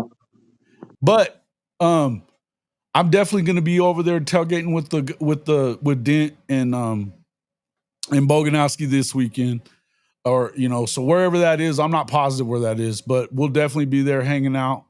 We may do some other stuff too. I've been kind of looking into that myself. I'm trying to get a couple of different things set up, but it's just been. I plan to have a lot of that stuff done from being there this past weekend, but like I said, I couldn't really get myself to do anything. It just hurt too much. So went to the dentist yesterday. Good to go now. We're going to be all right, man. But it was just had a TP, little are you with me? bitch. Let's see. Gunny needs to regrow his Ozark waterfall or mullet. Ozark waterfall? I've never heard it called that. That's freaking great. Hey, I was not there. Jason, you should get TP's rant when he talks about the Mannings. When you talk about the Mannings, I love it. Yeah, TP said his granddaddy was a bum. His uncle was a bum. And he's a bum. I dipped over to the Film Guys video real quick and they started shit on the offensive line and run game within a minute. I'll wait to watch the rest. Yeah, listen, Film Guy's gonna do that, man. He also shit all over Texas and Arch Manning the other day too. I was just watching that earlier, so it is what it is. That's his job, dude. It's his job, and he doesn't have it. Doesn't behoove him to take into context of what the game was going to look like or any of that other shit. You know what I mean? It trying to be vanilla or what they were trying to do and not try to do. He didn't have to care about that. He just has to say what it meant to him, what he saw. He's not necessarily wrong on all of it. We heard the same thing from Gabe Eichert too. Again, the one thing I just want to remind everybody one more time. It always takes 3 or 4 weeks for these lines to gel under Bill Bedenbaugh. Always. The best All right, ones it takes a big game to get their attention. the best ones they've had, though, it's taken that amount of time to get them to gel together. It has. It's also a new scheme for all of these guys compared to what they've been in the past. Every one of them. It's going to take a little bit of time. Bro, I'm telling you, it's the worst. The fucking worst, Rob. It kind of started hurting me on the way as I was driving there. By the time I got to town, I was in just straight up pain. Yes, sir. It needs some hair on the holes to find them. Well, we'll see how it goes, bro. We'll see how it goes. I tend to like, and I think he does a great job. I'm not even hating on him. I think he does a great job. I think that Hey, Jason, ask them how do they like the new tailgating that was open up. Does that add something to the what? where they open up? I don't know what you're talking about. What is new about it? They open up that one part on campus. Did that add to the allure of being at OU when they did the Walk of Champions with the tailgating? Good question. I don't know. Like I said, I didn't mind it last year. I thought that they had improved it significantly over the past. But yeah, neither are BB's lines, no doubt. It's going to take some time, guys. And again, if you expect a finished product in week 1, you're probably going to be disappointed. I think that's anywhere in the country. I think you're going to be better as time goes on. And if you're not, you're not. But to me, I think you're better equipped to handle it not being the best offensive line in the country than you were a year ago by a long shot. Yeah, I just think that Barnes slipped back into some old habits that I don't know why he didn't hit the holes that were there. North Oval. But he tried to outrun the people to the corner, which has never been his type of game. I think that Barnes would behoove himself if he'd get a little more patience when he gets the football. Give yourself, take a look and then go. You know what I mean? As it starts to open, hit that trap door, like you say. SoonRx says you were talking about the North Oval. BV loved it. That's good. Thank you, bro. And it was packed, is what Snake says. Okay, cool. The North Loop, next Walk of the Champions. Yes. I was a South Oval guy. The North Oval was for the smart people. Okay. That's one way of looking at it. Bob's my guy. Yep. All right. So yeah, Rob, what do you think is going to happen with your are you guys going to beat Kansas? You got to tell me what you think. Let's get in. Everybody put in the chat who you think is going to win the border war game coming up, and then we'll get into a couple of these other big games. Because tomorrow night, obviously, we'll be on with K. Chris and Chris Mason for the Sooner Intel show. We'll talk more about that as well. Actually, I'm going to run this quick message from Fanatics while I pull up the schedule for the weekend. You guys check it out. Are you tired of your game day gear looking like it's stuck in the offseason?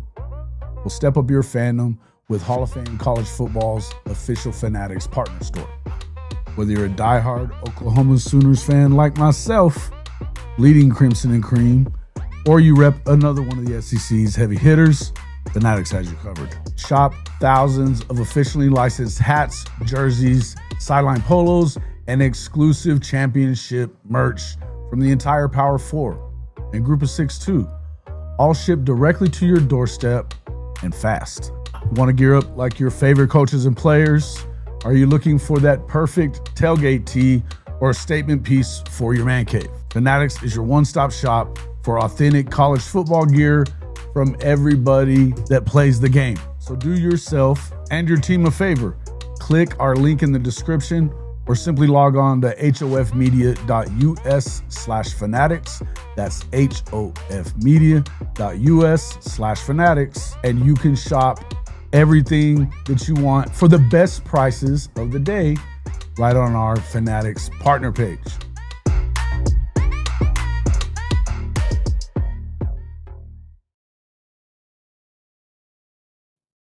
Oops. All right. Make sure you get your gear, man. There's lots of good deals on gear right now on our Fanatics partner page. And hook it up, folks. Hook it up. You get some goodies. Let's see. You're thinking Mizzou gets it done there, goated. Mizzou by 10 plus, says Rob. 21-20, don't even give me KU, says Derek. The asteroid, says Neilio. I love this from a K-State guy. That's exactly the answer that you should give. Exactly the answer that you should give because you hate them both. I love it. Good stuff. Looking for Sooner for life. Dang. What'd he say? 48-10 Mizzou? Damn. So not loving on KU a little bit, huh? I like it. Mid-poo by 2 scores minimum, says Dilligaff. Do they play for the marching drum? I don't know, man. I think they used to play for scalps and shit. To be quiet. I'll tell you what, though, again, my favorite rivalry story was a basketball thing, but it's my favorite one, like at a game, was when the kid that was from Missouri, was supposed to go to Mizzou, ends up going to Kansas and playing basketball. And so the guys in the crowd are holding up a sign for a good time call, and it's got a phone number, and it's that dude's girlfriend who goes to Mizzou. And even the player laughed his ass off. Neilio calls him the most punchable face ever for that Kansas guy. I forget his name at this point, but I heard about it from some guys that went to J school at Mizzou. Hilarious fucking story. This is the great thing about college sports is shit like that. I fucking love it. That is just first class trolling.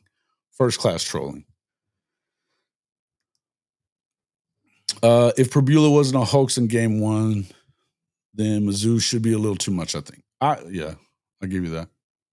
Ryan Robertson. Why do I keep forgetting his name, Neilio? I love it. Yeah, that was good. Fucking hilarious.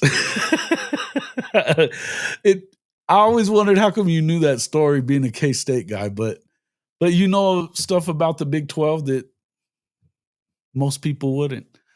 You know? Yeah, Neilio's that guy. It was hilarious. So that's a great story. Yeah, I mean, for a good time call and put up the guy's girlfriend's phone number. That's fucking great. That's great stuff, dude. Nothing better. Yeah, well, according to the Mizzou guys, that was the case. Yeah, Dilligaff. That was the inclination of they were acting as if that was the case anyway. It's good stuff. It's pretty funny.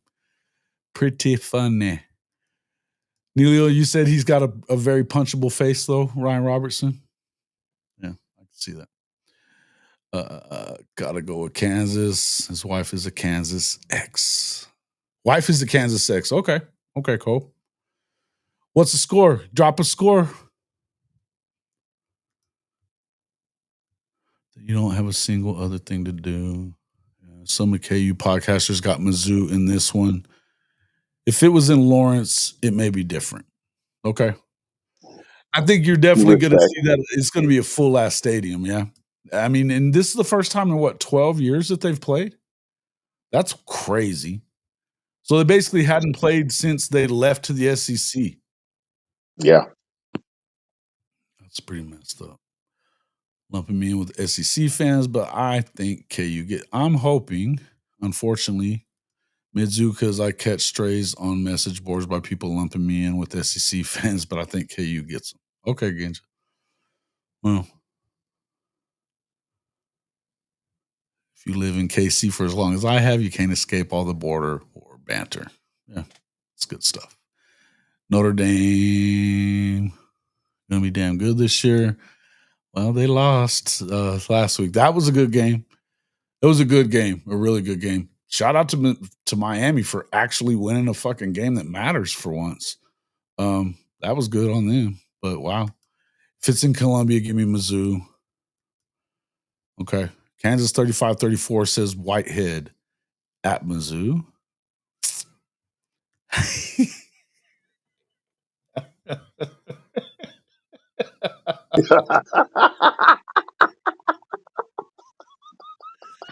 Bro, oh, wow.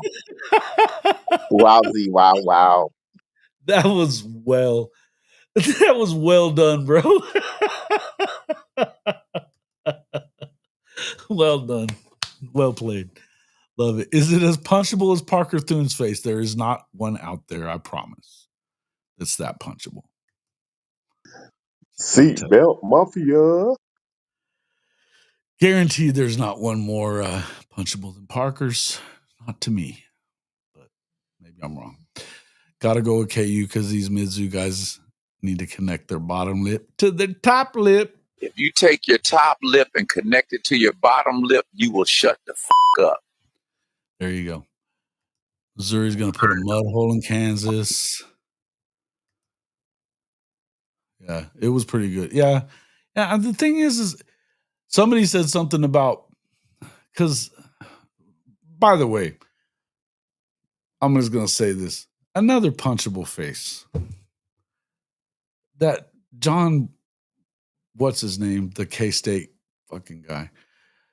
Sorry, Neilio. I don't like it. John Kurtz. Fuck that dude. He's on my last nerve. He literally said, "Oh, game day goes to Norman to watch two bloated blue bloods play instead of the border war." I'm like, dude, what do you fucking care? First off, Mr. K-State, and number two, what are you talking about? I had to tell. Fuck that dude. He's such a clown, dude. He's like the biggest whiner among fucking Big 12 dudes. And there's a lot of them. Don't get me wrong. There's a lot of whiners that do Big 12 podcasts, but nobody whines like John Kurtz. I don't get it. Why do you care? I can't stand that clown. I can't stand him. Yeah. Fuck him. But anyway, I was saying on there how I kind of forget where I was headed with this. I just had to get that off my chest, but it was so lame what he was talking about. And then what was it that I said? Oh, man. Let me go back and find this because I hadn't really talked a whole lot on Twitter this week, but let's find it. Take your bottom lip and your top lip. That's what I wanted to tell him. What the hell? Dude, the type of stuff you got going is unreal. I can't help it, man. I just talk shit to everybody. I'm telling you, I'm Richard Petty. King Richard Petty. Hey, I'm waiting for a coach to come up. Because we don't really give up.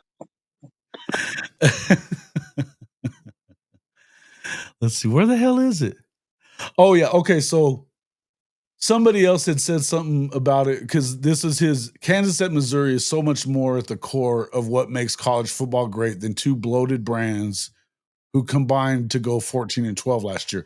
Never mind the fact that the two schools that he's talking about went 15-11. 15-11. Okay. But somebody on there put puke basketball schools. And I said, only one is Mizzou is mid at everything and KU sucks at everything but basketball. Sorry, but I'm not that sorry. They got it started. Any Texas fan has a punchable face. Yeah, Kurtz was also trying to say we'd come back to the Big 12, if I remember right. Everybody's tried to say that at some point in the last year or so. that, oh, it was such a huge mistake for Oklahoma to go to the SEC. Okay. Check TP. Yeah.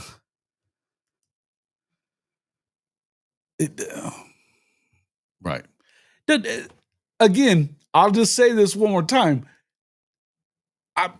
He said 14 and 12. The two teams that he's talking about that is such more at the core of what makes college football great. Fuck out of here, dude. They went 15 and 11. One game better. And who the shit outside of those two states cares about this game? If you're not connected to the Big 12 and for a long time, you don't give a fuck. You just don't. And I mean, why does he give a fuck? It doesn't involve him. It doesn't involve him. Game day should be at all. And see, even Rob says it. Game day should be at OU in Michigan. Why wouldn't you? Is Coach Roybal here? No, what he's saying. That's perfect. Hey, listen, Bob, it's just what it is, man. It definitely true.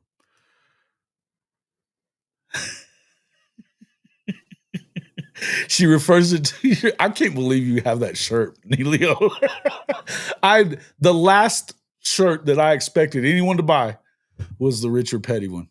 But I appreciate it. That's good stuff. Oh, no. You've got the one with the sunglasses, all the different. That's awesome. The Jason shirt, huh?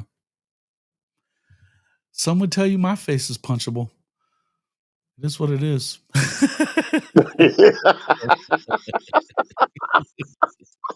I get it.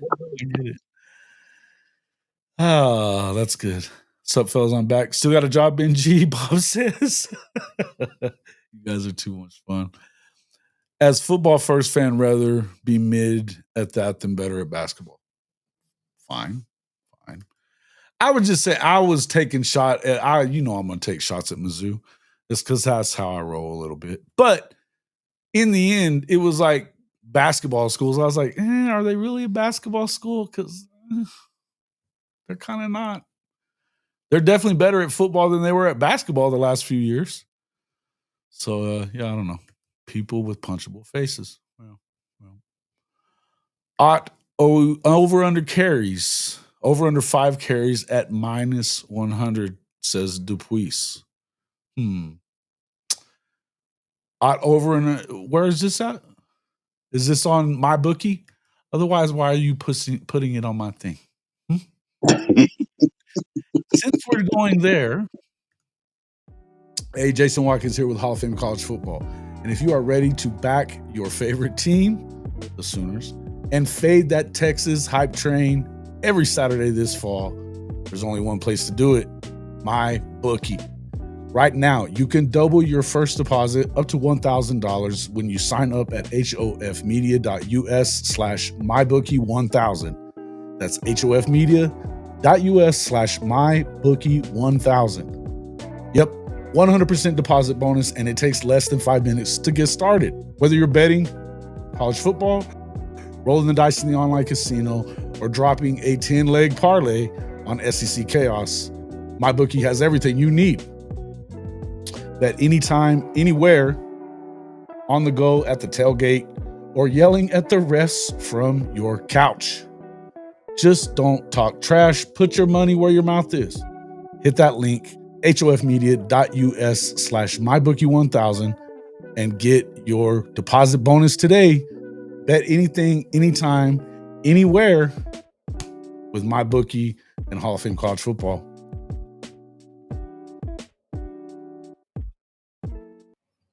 So that's where you should be getting your odds. That's where we'll be getting our odds for tomorrow night's Sooner Intel show right here on Hall of Fame College Football. It's also on the Horns Down podcast and Sooners 360. Make sure you get out there. Check us out. 8 p.m. Central Time right here. We'll be going through our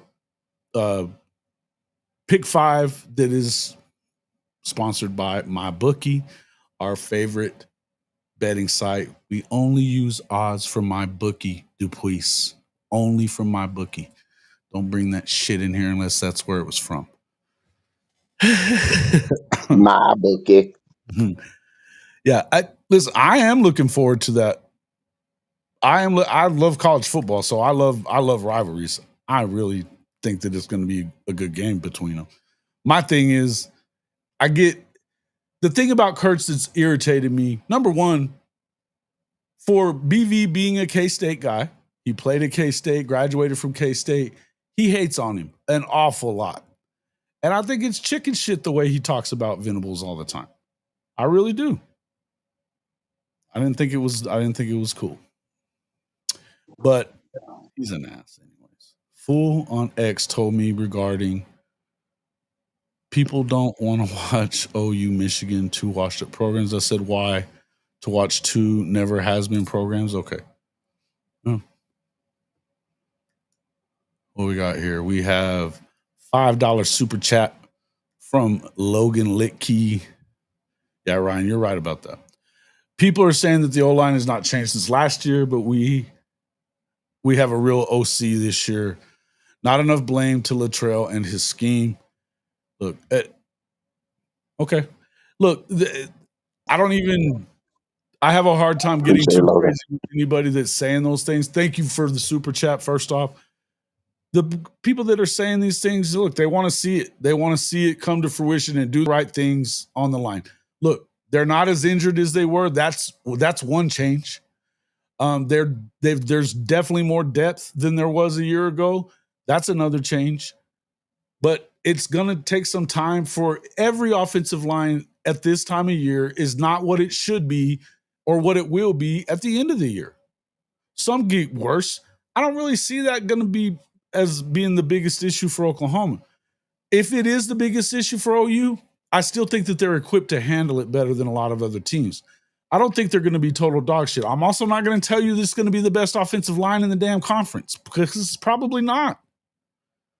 It's probably not. Here's another thing. I would kind of blame some of this on the level of hitting. I said this on the show the other day with Legend and them. Listen, sometimes you might need to back off some of this stuff because if Oklahoma is not to the level of toughness that Brent Venables wants, then maybe you fucked up in the first 3 years and didn't get them there somehow. Overdoing it in the heat, that's what you lost Fasusi to. Overdoing the hitting all the damn time, going full speed. I don't understand. I think that there's enough enough data out there that tells you that you can't do that all the time. I get old school. I don't even really have a problem with old school, but I think when you're trying to get through a longer season than you've ever had in order to be able to win a national championship, and you're doing things that shorten seasons, there's a line that you're crossing, and I just don't love it. And if we're gonna bitch about these things, maybe not bitch at Bill Bedenbaugh so much. Maybe we should bitch at the guy at the top that's allowing it all to happen or actually making it all happen.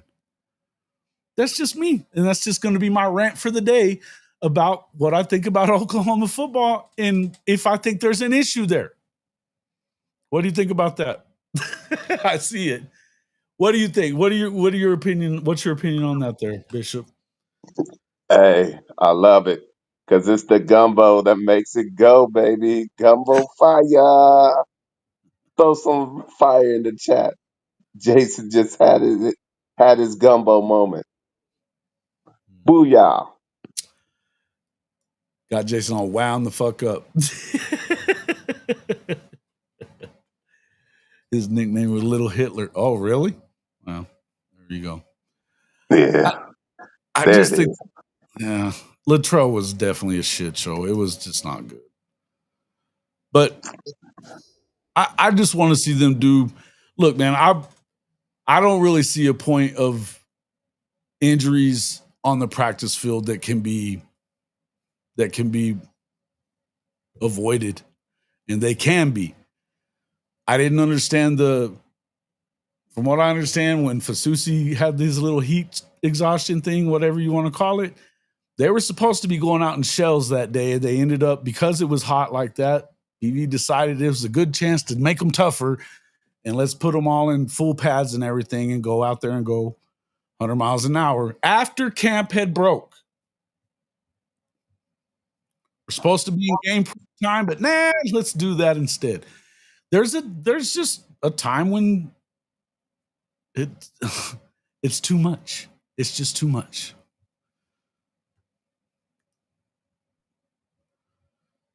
Yeah. I'm just ready to get the play in. Play through your coach about half the time, you know better than they do. Yeah. What? TP, when you coming into Norman? Hold on. Sooners for life. Is this an actual question? Is this an actual question? Because he got the number 1 ranked lineman and another one that probably should have been the top 100 lineman.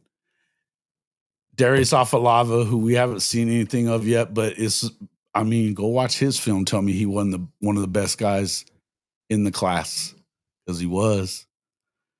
Yeah.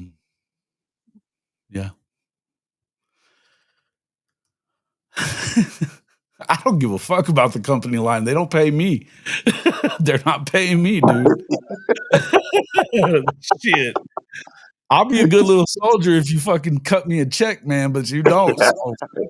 Hey, we will receive all calls. Mm-hmm. Yeah. Fasusi wasn't used to that Oklahoma heat. It was hot during fall camp, but we never dropped out back in high school. Pretty inexcusable. Things are different, man. Things are different. And it's just, look, and the other thing is you're wearing those vests that they can tell everything about what's going on with your body at the time. They know when you've been overworked. They know these things. The communication is part of the biggest problem. If they know it in real time that he's in a bad position, as far as where he is right at the moment, they should have been able to tell that he needed to come off the field right now before he went out. And that's dangerous, man. The same week, there was a high school kid in Texas that died from the same shit. This happens. We've got information that says don't fucking do that. Again, if they're not already tough and this is year 4 for you, you may have missed on a couple of things. Maybe you're not they are tough. We know they're tough. That's a silly ass thing to do. You've done it. You've already accomplished that. The issue with the heat, whether it's exhaustion or an actual heat stroke, is no fucking joke. No. Our top transfer from Ohio State had a heat stroke over a month ago. He's still not practicing. It's a big loss. People asked, why wasn't Fasusi playing at the start of this damn show? Facts. That's why. And I'm hoping that he's actually ready to come back and they're not just because of need pushing him back. We saw Ryan Foji struggle and he's a freshman and we know he's damn good and going to be one of the better. They think he's one of the best linemen that Big Bill's ever seen at this time of his career. Guys, it's nothing to fuck around with. It just isn't. And to me, it's inexcusable. Inexcusable. And so before we go jumping on Big Bill, I think we ought to take a look at the entirety of everything there's lots of things you can look. I don't even know that I'm that concerned about any of it, to be quite honest with you, as far as it goes with this offensive line and what they're going to be. But if we're going to start taking shots at people, then you better look at the top first. You're going to have to look at the top first. And listen, I love Brent Venables. I think the guy is the right dude for this job. But I think it's time for you to make some changes to your ways.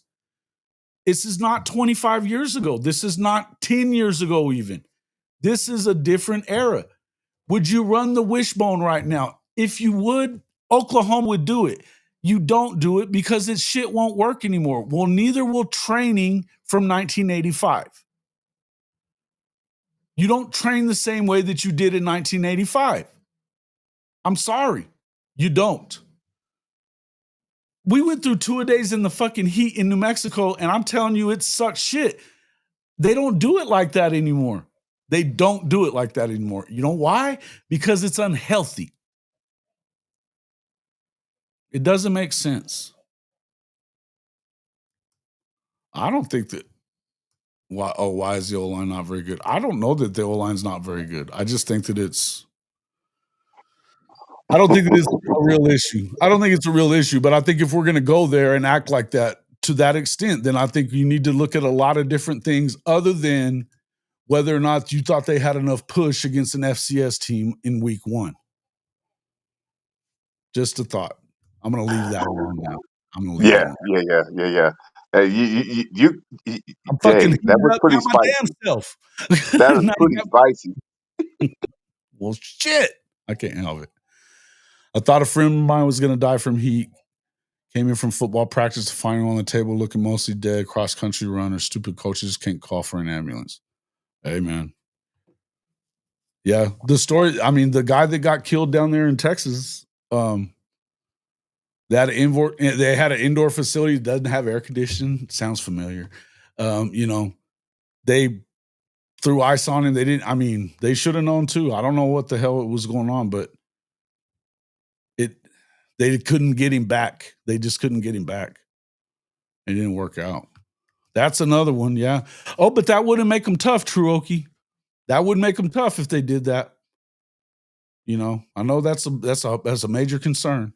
Is toughness, not health. Shit. All right, Jason, I'm gonna get going, brother. Pay for this. I don't blame you. I don't blame you. It ain't because of that. I'm getting wound up.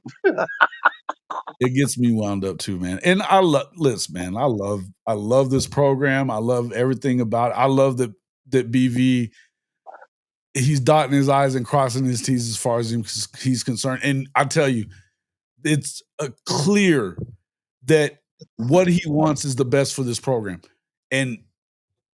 But there's other people around him that could fix this problem too. You got to look.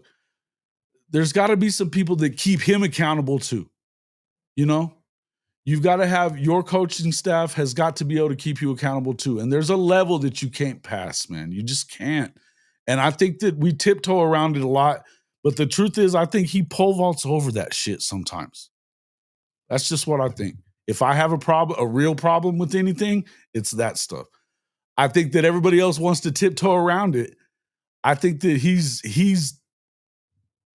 it's a line that he struggles to not pole vault over. And after last year, I have a hard time understanding why you can't stop yourself from doing that shit. That's just me. I really am gonna get away from this conversation real quick. Yeah. All right. Thanks for coming in, Bishop. Yeah, Boomer. Hey, y'all run the lights up. You're getting straight gumbo fire. Appreciate it, man. You're the man. All right, guys. Bishop, Frank, Newkirk. Appreciate that. They have it better than when I was in the Marines. All I got was a Motrin water and the silver bullet. Yeah. Listen, I get it. I've been through that kind of training too. I understand. But, bro, this ain't the same. And you know what? They don't do that shit in the Marines or any of these other ones anymore either. There's a line that they don't cross there too. So you got to, grinding out in the heat doesn't make you tough. You have to get used to it. It's common sense. Yeah, okay. Agreed. Yeah. Yeah. Woo. 2 days in Vegas. We have plenty of water and even a walk-through water shower. Well, yeah, and the difference, I think, like living in Vegas as long as I did, it feels different than just walking around in the shit in Oklahoma at times with the humidity and then throughout the South especially. Oh my Lord. That humidity turns it up a notch. It just, I'm telling you, when we played that golf match there in Florida, it got dangerous for me. I'm telling you. It was dangerous for all of us, but not being used to it, the way that they were, I stopped sweating like the last 3 or 4 holes. Stopped sweating. That's fucking not good. And we were pounding water and Pedialyte and everything else, and it just didn't matter. It was 110 and 98% humidity. It is what it is. It was bad. It was a terrible day to be out there doing that. And we were just playing golf. We weren't, it It wasn't like what they're doing during fall camp. But the other part is, the part that bothers me is you had 2 guys that went out with heat exhaustion that day. One of them goes to the hospital, and it's supposed to be a day that you've already broke from camp, and now we're doing, game prep. Supposedly, it turns into, let's see how tough they are kind of stuff. I just don't understand it. You'd gotten through the meat of fall camp without any major shit. And that's major. That is major. It's just kind of scary. Ooh. Wow. I'm going to sweeten it. Yeah, fuck that. Vegas Heat's tough too, man. It is tough too. It's just different. It's just different for sure. It's just different. Mm-hmm. No doubt about it. Hey, I know my first 2 days whenever I was a sophomore, it was brutal. It was brutal.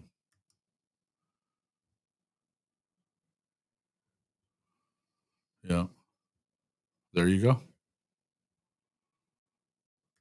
We get the cadet corps from West Point in Manhattan on Saturday night. Yeah. You're probably going to get a pissed off group of freaking Black Knights, huh? After that loss they had last week. That was wild. But I love humidity. Y'all catch swamp ass up there? That swamp ass is a bitch. The chudouge is another way I've heard it called. That's some funny shit. I got to escape this Texas heat and hide out in Tahoe multiple times during the summer these days. Yep. That's what you were talking about, being in Tahoe. My son is just, I think this is his last week up there. He's been up there all summer. Not a bad place to be for the summer. You're 40, you're a man. Hey, has anybody seen if that's actually true that they dropped them? Nike dropped them? Penn State's talking about leaving Nike. I know that Tennessee went with Adidas earlier, or they got another year or so with Nike, but they're going to Adidas. But I think that's because of Candace Parker, though, more than anything.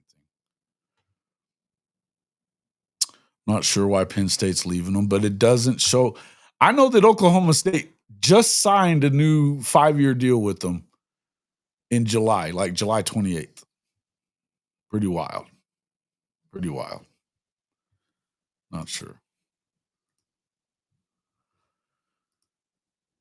But I'm not seeing it. I'm not seeing anything about Okie Light yet. Let me see.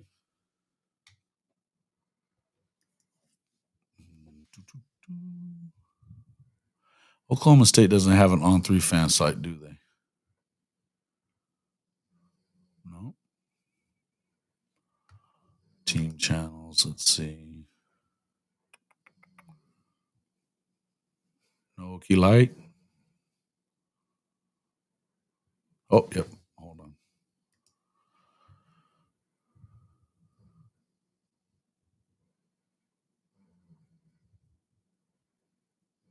Huh.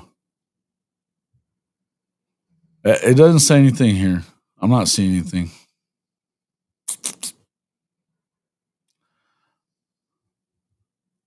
Mike Gundy on Dante Moore. It'll cost them a lot of money to keep him.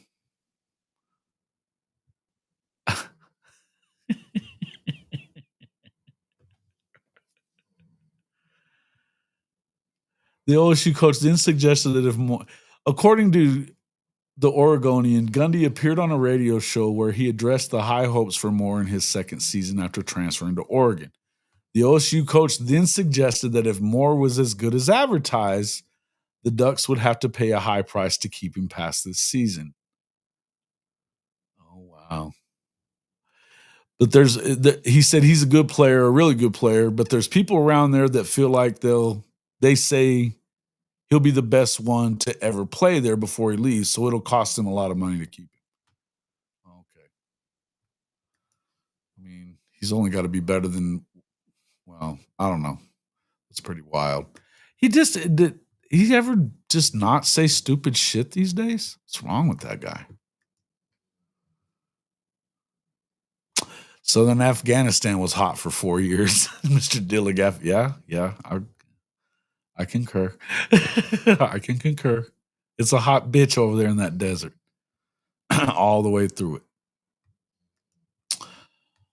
Too bad Jordan won't be in Norman this weekend since his 2 Jordan schools playing. He might be. You never know. One guy commented that it wasn't real. It wouldn't be surprising if it wasn't. Here's the thing. He continues saying these things. I bet somebody has to have told him, would you shut the fuck up already, Mike? Because it's not just your football team that they're outfitting. It's the entire school. It's a lot of money. Wild. And again, my biggest complaint, if I'm an Oklahoma State fan, and you know I'm not, but my biggest complaint would be, why are you still bitching about NIL and paying to play, the pay to play stuff, when it's not going to change? And you just got done going 0-9. You should not bitch about what it's going to take to win in this era. That's not a help. It's not a help for him. He should shut the hell up and just go do what you got to do. After 0-9, I don't want to fucking hear that from Mike Gundy if I'm in charge of if I'm the athletic director or the president of that university. I don't want to hear that shit. Go figure it the fuck out. Unbelievable. The dude gets $8.5-9 million a year to be mediocre.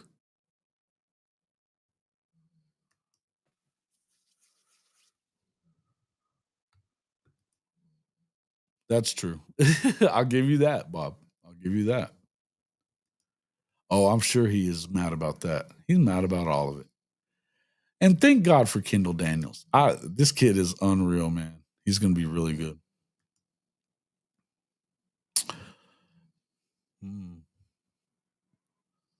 First 6 years in the Army, he spent 43 months in Iraq and Afghanistan doing route clearance.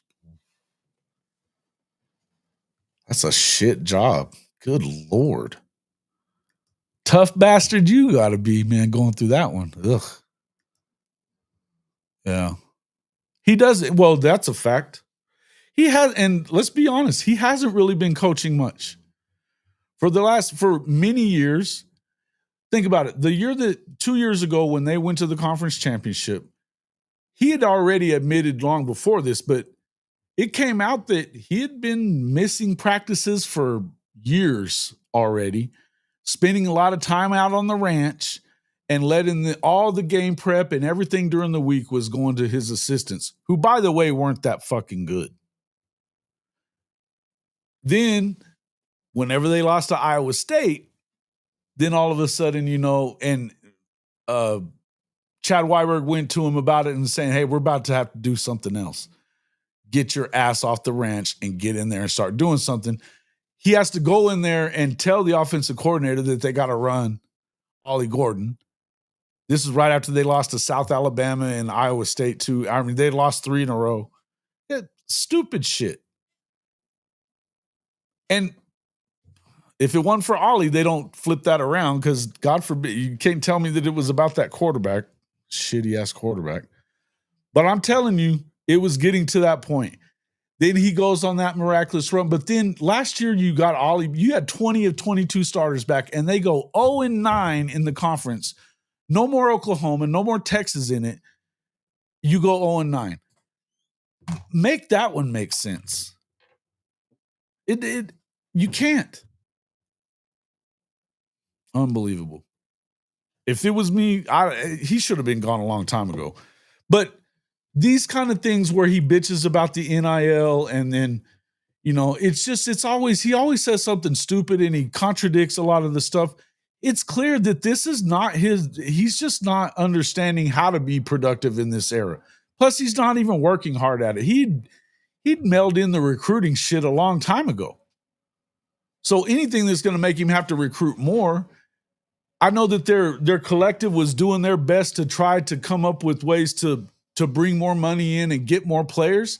And he was shitting on it, saying, no, we'll just use that money for facility updates again. They just got facility updates, for fuck's sake. They have some of the best facilities in the country, end of story. They don't need more facilities. They need players. It's wild. Danny Okoye would not be an Oklahoma Sooner if they'd have just kept recruiting him. He'll tell you that. He was OSU all the way, and Gundy stopped talking to him.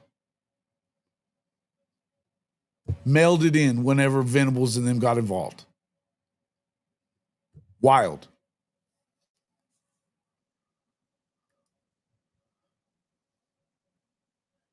I disagree with this wholeheartedly. It's smoke and mirrors, Sooners for Life. It's smoke and mirrors, brother. They look at their record against non-conference opponents that win games, that are just winning teams. It's not good. Everything they've done has been within the conference that has been getting worse by the year since 2009. Everything that he's done was during the time that it was at its lowest. Once A&M and Mizzou and Nebraska and CU were gone and Texas was eating shit is when they did anything. And it was all within the conference. Everything else they didn't do. They had the 1 year that theoretically you say they could have played for the national championship. They probably should have played for the national championship. I promise you this, had they had an actual game for the conference championship that year instead of just giving it to them off the regular season, that not only did it keep them out of the championship game, but they wouldn't have won the championship. They wouldn't have went to the BCS because they wouldn't have won the damn conference championship either if there was a game for it. Because they just don't win those games. It's mediocrity, man. And it's a bunch of celebrated mediocrity at that. He loves being known as the guy that does more with less. Get the fuck out of here. You gonna tell me that they couldn't be better if they went and got a guy like G.J. Kinney or Jeff Traylor? Come on, man. Give me a fucking break. I don't buy it.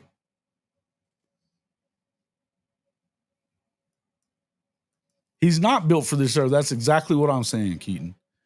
I don't care whether his record is good, but all records are not. Just because you won a lot of games against shit opponents doesn't matter. Again, K-State went through a long period of being shitty right in the middle of him being good. Texas, shitty, right in the middle of him being good. When Baylor's number 2 in the conference, you got to kind of question that stuff.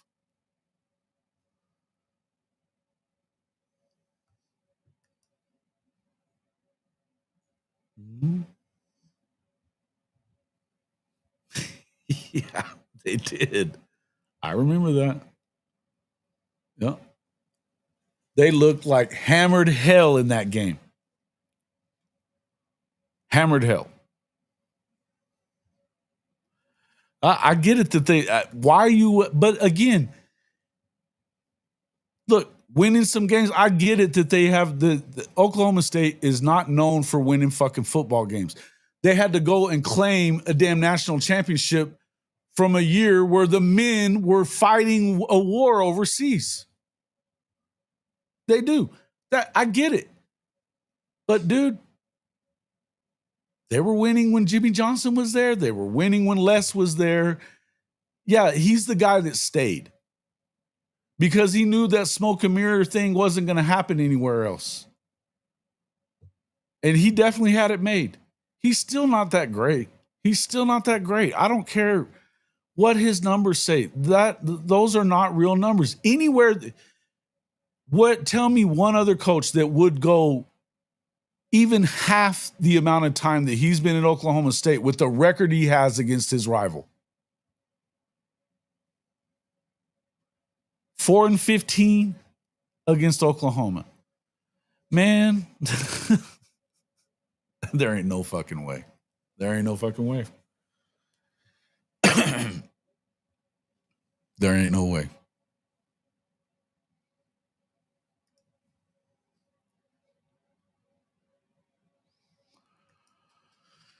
Yeah, Miles is wild too, but it's different.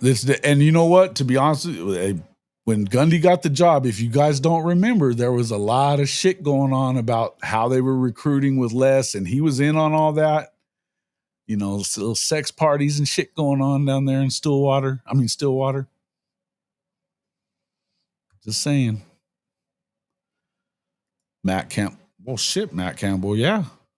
I don't think he's leaving Iowa State for fucking Oklahoma State, but I get it. He ain't perfect either. And I'm going to tell you something else. There's some stuff out there that I know I don't know why it hadn't hit yet, but you'll know about it before too damn long. And he's been on thin ice for a while, man. I know one thing.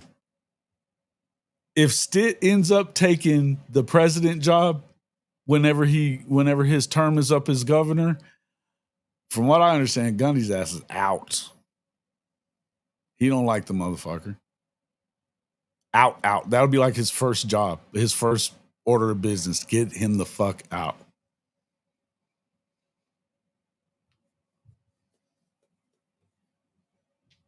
They do have a little brother mindset. That's their problem. Yeah, well, and this is why you want to. I mean, look, if you're going to tell me that right now in this era that he's still the best guy for the job there, which a lot of them will, Cody Light will tell you he is. It's wild to me, but he'll tell you that. And it's like with G.J. Kinney, with John Sumrall out there, Will Steins of the world, Andy Kotelnicki out there. I mean, come on, man. We could talk about dudes all fucking day long that are coaches in college football that do more with way less than what he has at Oklahoma State. Way less. Yeah, listen. I don't think it was just that. I don't think it was just girls entertaining recruits, but I get what you're saying. Yes. Hey, listen, I'm not saying that it never happens anywhere else. I'm telling you, his fingerprints were all over that big fucking thing. Oh, Jacob, don't say that in here. Fuck them. But if you do, you would want Gundy to not be the head coach because he's not doing it. I disagree with you, Kyle, that he wouldn't touch that cesspool. They've talked. He was going to take the North Carolina job. It's a better job than that. Because they would get behind a guy that goes out and works his ass off to get good recruits, plays good defense, brings in good offensive guys. They've done well. John Sumrall would be, I mean, I'm just saying, there's guys around the country that would take that job over the job they have. You can't tell me that Tulane's a better job than Oklahoma State because you know it's not true. Now, I think that he's in line to be an SEC coach any minute, so he may not take it at the moment.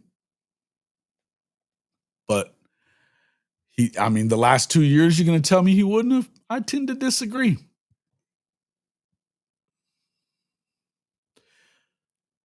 Jeff Traylor's been at UTSA doing great. It'd be a lot better if he'd be even better if he was at a place that had a real budget like Oklahoma State. No. Do I think that BYU regrets showing that quarterback the door? No, I don't. I do not. They like the guy that they got from Stanford. He's a true freshman, but he looks pretty good. Now he's a true freshman. But I know Bomber and them like him. Mm-hmm. They were. Yeah. The next coach in Fayetteville. And I keep hearing Kentucky too. I think Fayetteville will be a better job. Only if only by a little. They've got more money to throw at football if they have the right guy. So I think it's a better job. Yeah. And it's a better job than Oklahoma State too. Don't get me wrong.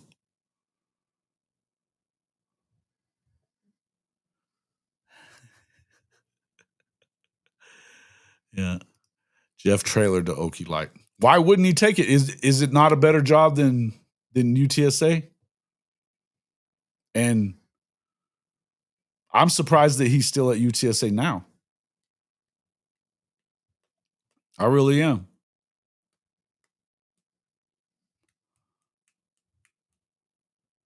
I could see him taking that job. I could see a guy like Will Stein taking that job. It may not be forever, but I could see him taking it. Kotelnicki, I could see him taking it.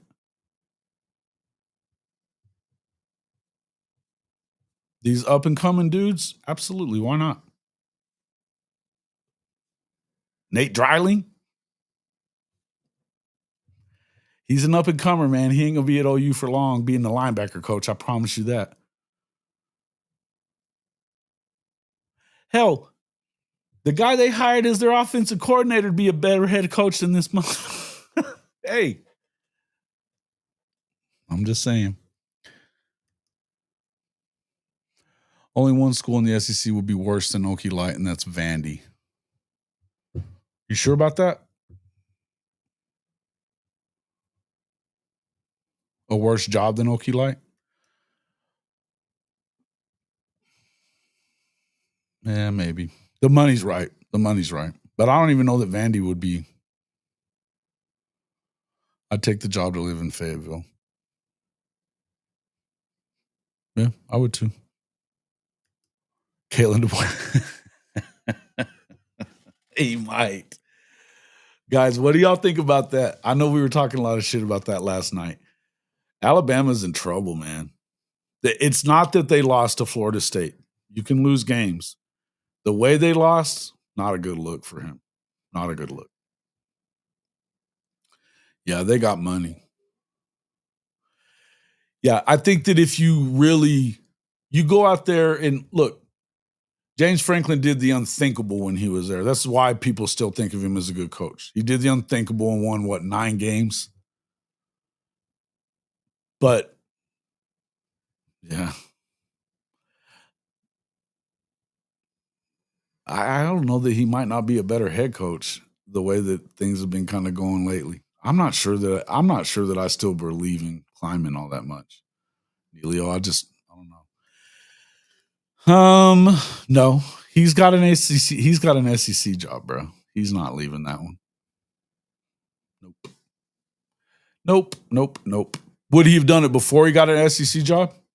Probably.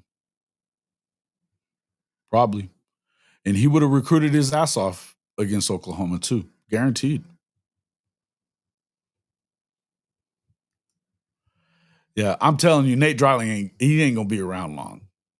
He's not going to be around long. They're lucky to have him now.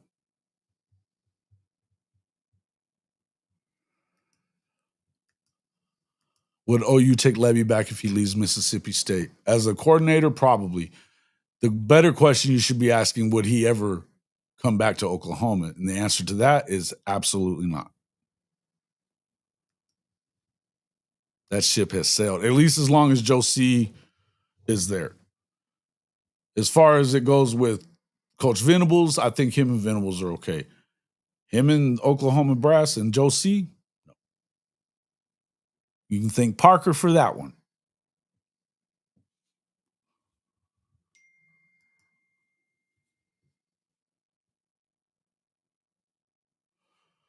Barring the season UNM has, Jason Eck had UNM ready to play against Michigan, especially with that piece together team. He could be an up-and-coming coach. Well, he was with Bronco before that, wasn't he? That's the Eck guy. I don't know how much listen. They've had some coaches at UNM. Listen, man, I know more about UNM than I care to even talk about, but let's see what they do.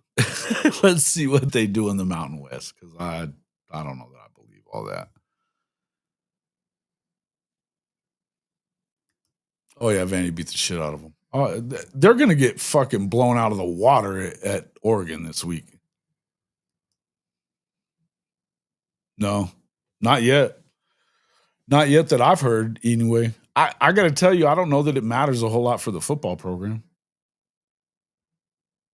From what I understand, I don't think it does. I think that the football program is going to be run by Randall Stevenson and the GM and the head coach. I don't think the AD. That's why I don't think Selman. You probably end up with Selman back because I don't think it's going to have much to do with that. Oh, Carlos, you're just saying that. You're just saying that. Shit talker. Are you going to be at the game by chance? Because we know you're not going to be back on the show next week. He came from Idaho. Okay.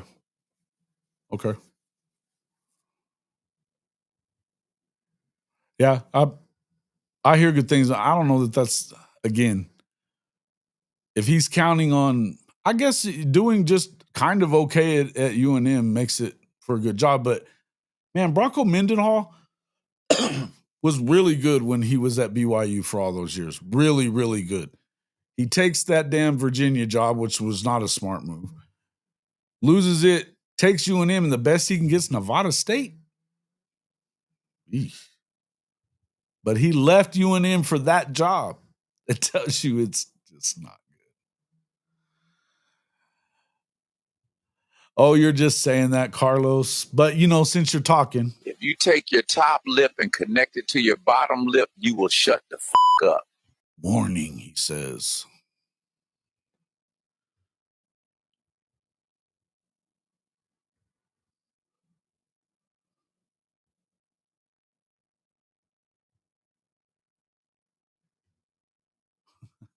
Warning, he says. What a deal.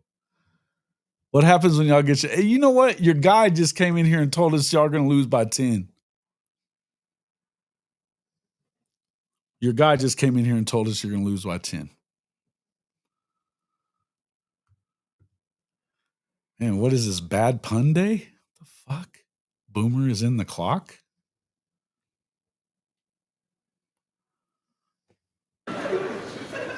He's full of shit.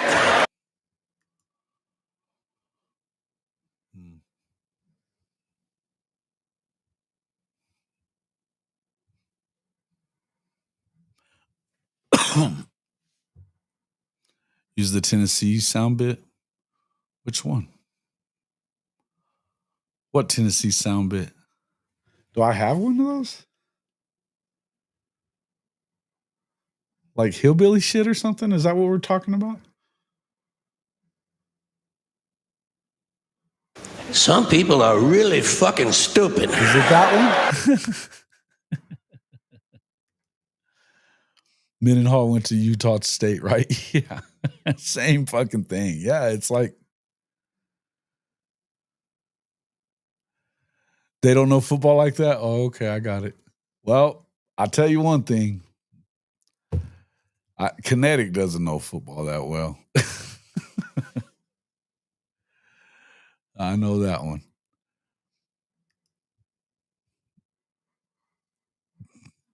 Get him. Just do it for a little while, though. Just 5 minutes or so, just to fuck with him. And call your team trash, because that's what they are, trash. Yeah. 10. They were up 10 middle of the fourth quarter till they scored that last touchdown.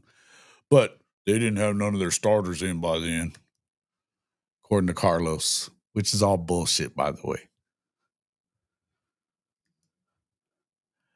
Who said they were equal?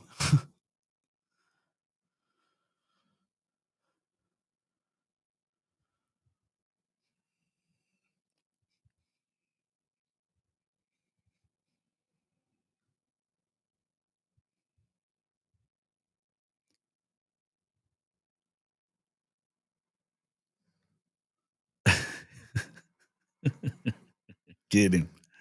He doesn't for sure. Give him the App State treatment.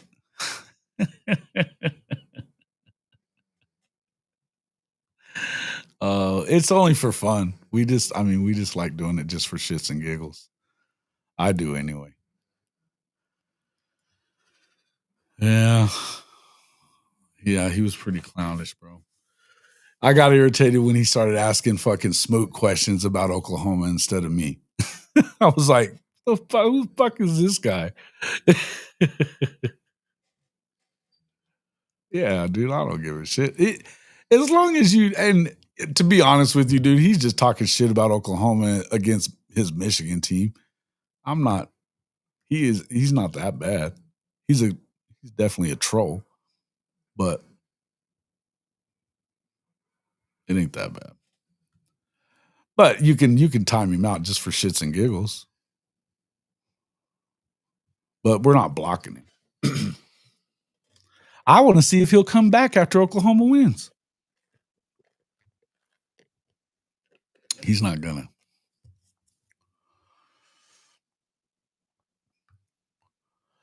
So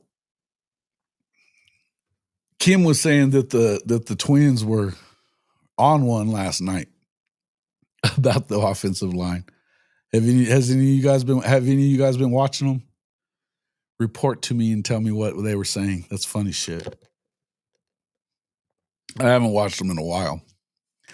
I need some entertainment. Maybe I'll go check them out here in a little bit. Carlos has earned a fresh one.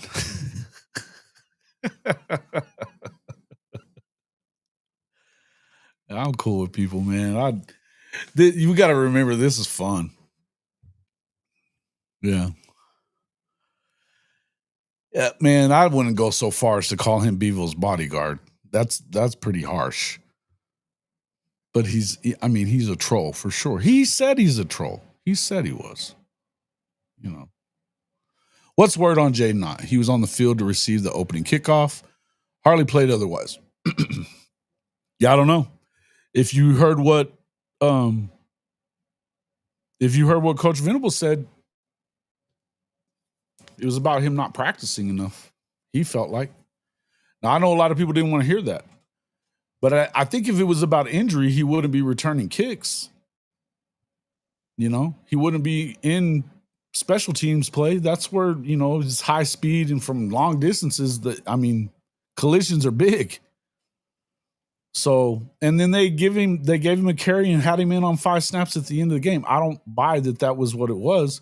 And I don't think that that's what Venables is trying to say it was. He said he hadn't practiced a whole lot.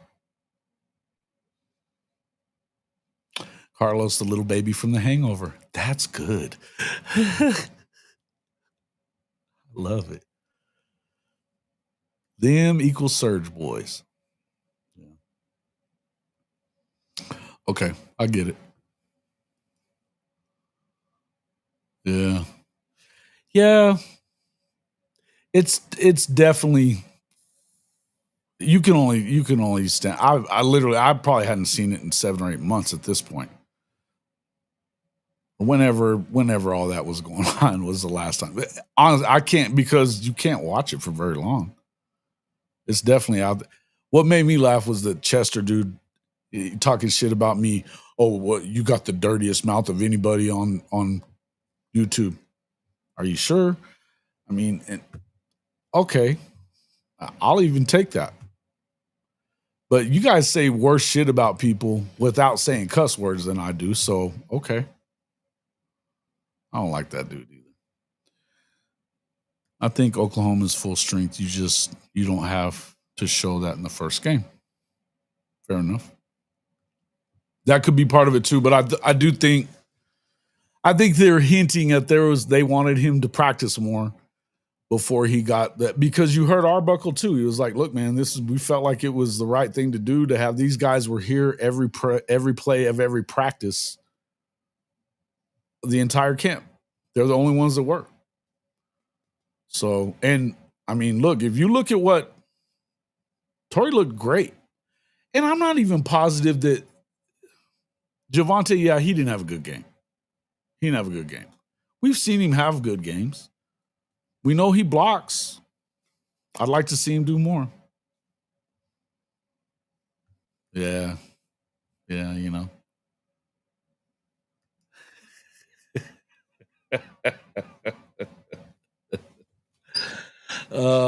had to get you, bruh. You kind of earned it. You don't trust anyone that doesn't cuss? Well, that's good, I guess. Hey, man, I should probably like not cuss as much as I do. I'll be honest with you. I got to tell you, I don't work for these motherfuckers. I just don't. Like I said, Benji saying earlier that I don't toe the company line. I don't work for the company. You know what I mean? I would. What's the word on Blaylock injury? I think it's just a week or two. I think it's a week or two. It's just I don't think it's as light as a stinger, but I don't think it's as bad as like he broke anything or tore anything up or anything. Took a pretty good hit on it. Cursing heals the soul. Listen, man. Again, I wish that I wasn't as foul-mouthed as everybody says I am. But then again, I don't really give a fuck. All right, y'all got me talking crazy. You need to watch your fucking... I'm with you, man. I really should. Cursing is just sentence enhancers and flavor. Yeah, listen. What is it? Jason, what's his name from KU said last night. Otherwise, he didn't agree with it. Yeah. But I even like that dude, but he had never really said it about me. He was saying it about somebody else.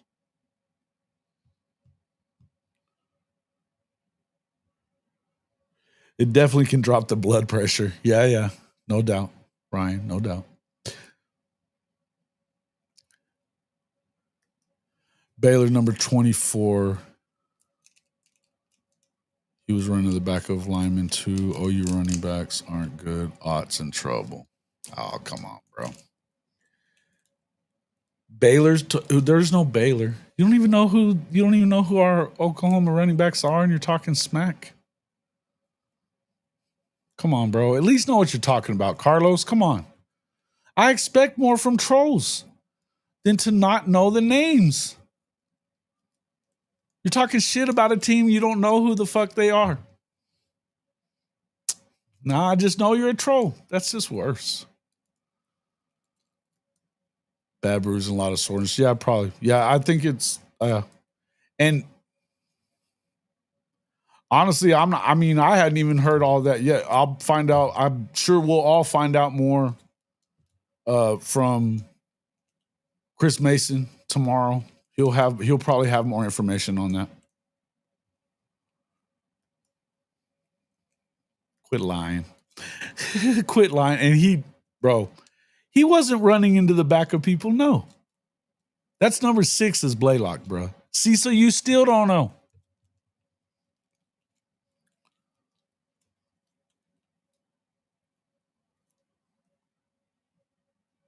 Yeah, I think we got to hit you with another 5 minutes, man. That was just stupid. Yeah, I mean, you got to say something smart.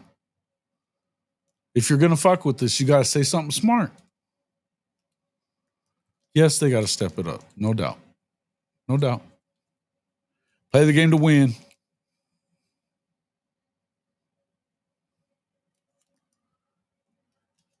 Oh, I like it. Hey, Carlos, email me a picture. Email me your picture from your avatar. If not, I'll just get it off of there and enhance it my own way. Better get it done. There's my email. Who's 24? Bro, you can go look up a roster just as easy as anybody else can. Can you not?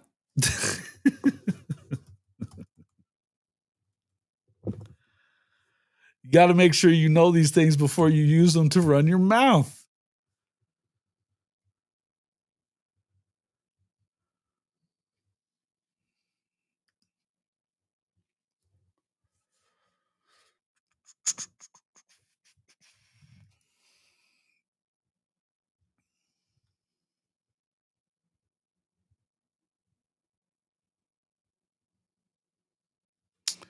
Talk about X-Rod, bro. Come on, man. Don't be doing that. Keeping all them receipts. Be sure you drop your photo in there because we're going to do the Baby Carlos t-shirt. It's been asked for by the audience. I got to give them what they like. Everybody does need to. Hey, I will fix that today. We've been having an issue on this damn thing. Let me go in there and see if I can get in there at least now. I'm glad you brought that up, Ronnie.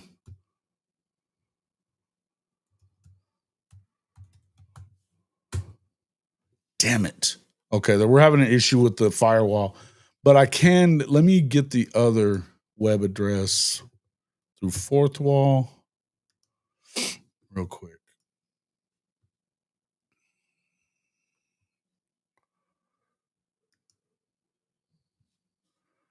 Live. Huh. Let's see. Let me see if I can figure it out here. It should be able to get. I don't know. I'll have it fixed later. hofmedia.us/pod-merch. We'll have it right for sure here in just a bit. But just to show you our Moneyline Mateer gear, let me go ahead and throw this up and then I'm going to split. There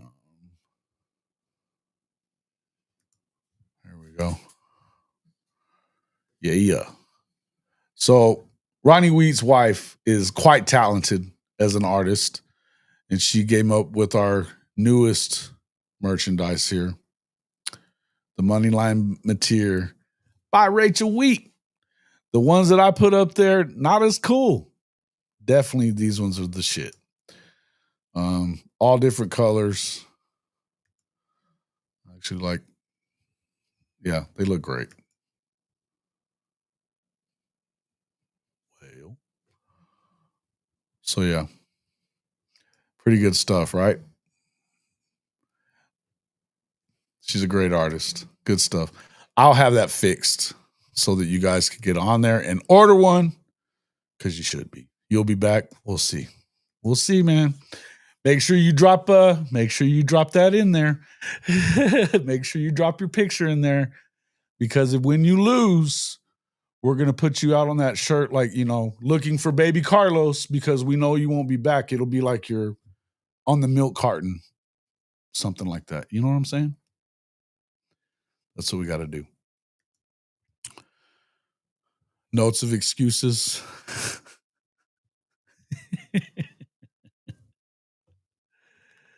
If we didn't turn it over 3 times, we would have had you.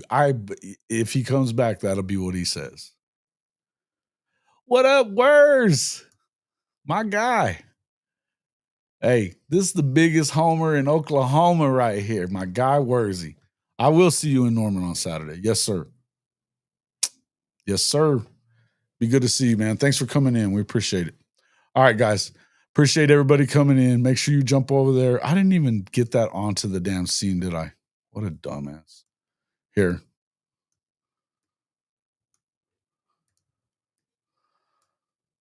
Let me make it a little bigger.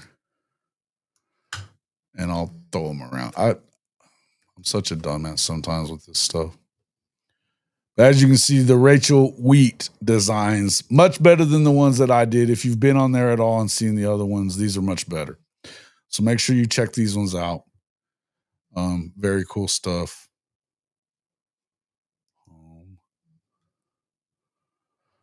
Got them in different colors. There's 2 different looks to them, and they're awesome.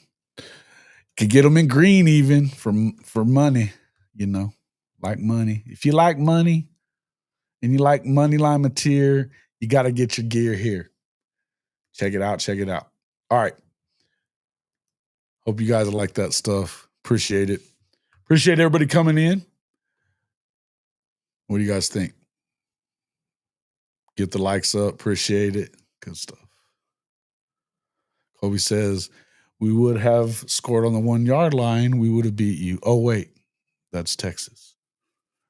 Yes. Attaboy. Attaboy, Cole. Appreciate you. I like that shit. All right, Goated. Sooners for life. Ginger.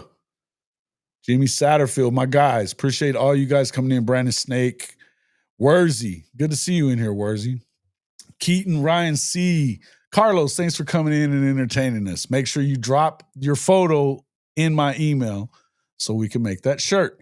Mars Jams, T Boomer. I want to thank Bishop Frank for popping in. Man, we've had a little bit of everybody. T Boomer, True Okie, Jacob, Bob, Neelio, my man. Appreciate the super chat as well. I saw one last night as well. Thank you so much for that, my guy. Let's see. Kobe, Sooners for Life, Brandon Snake. I don't want to miss anybody since I started saying names. TP, Jacob S. Who else we got? Kyle Dupuis, Ronnie Wheat, my guy. Shout out to his wife, Rachel Wheat, the artist. She's awesome. She does some badass shit, man. All Sooner fans are in for a rude awakening. Ah, yes, I remember that. Ben G, of course, always in here. We appreciate that. True Okie, I think I already said you before. Bob. Man, I love all you guys. My favorite people, Sooners for Life. If I missed anybody, sorry. You guys talk so much that it takes a long time to get through all the damn chat again. For sure. Bo. Where's this Bo dude? I hadn't seen him in here before. Who gets the most carries this week, he asked. Ott or X? It's a good question. I'm guessing if Ott is worth his salt, like we keep hearing, probably be Jaydn Ott. But we'll see. Dilligaff. Yeah, I was having fun with Dilligaff earlier. My Gun Sweetness. Derek. Can't forget my boy D. Goated. All you guys. Man, I appreciate all you guys coming in. It truly do. Donald Pulaw. Logan Litke, my guy. Thank you for the super chat as well. Urban Engine. Rob, our Mizzou friend. Very few of those guys out there, but we dig Rob. And I think that's about. Kill a Horse was in here too. Yep. Pulaw. Sammy Chandler. Appreciate you guys all coming in, guys. For real. If I didn't say your name, I'll get you on the next one. But we'll see you all on the next one.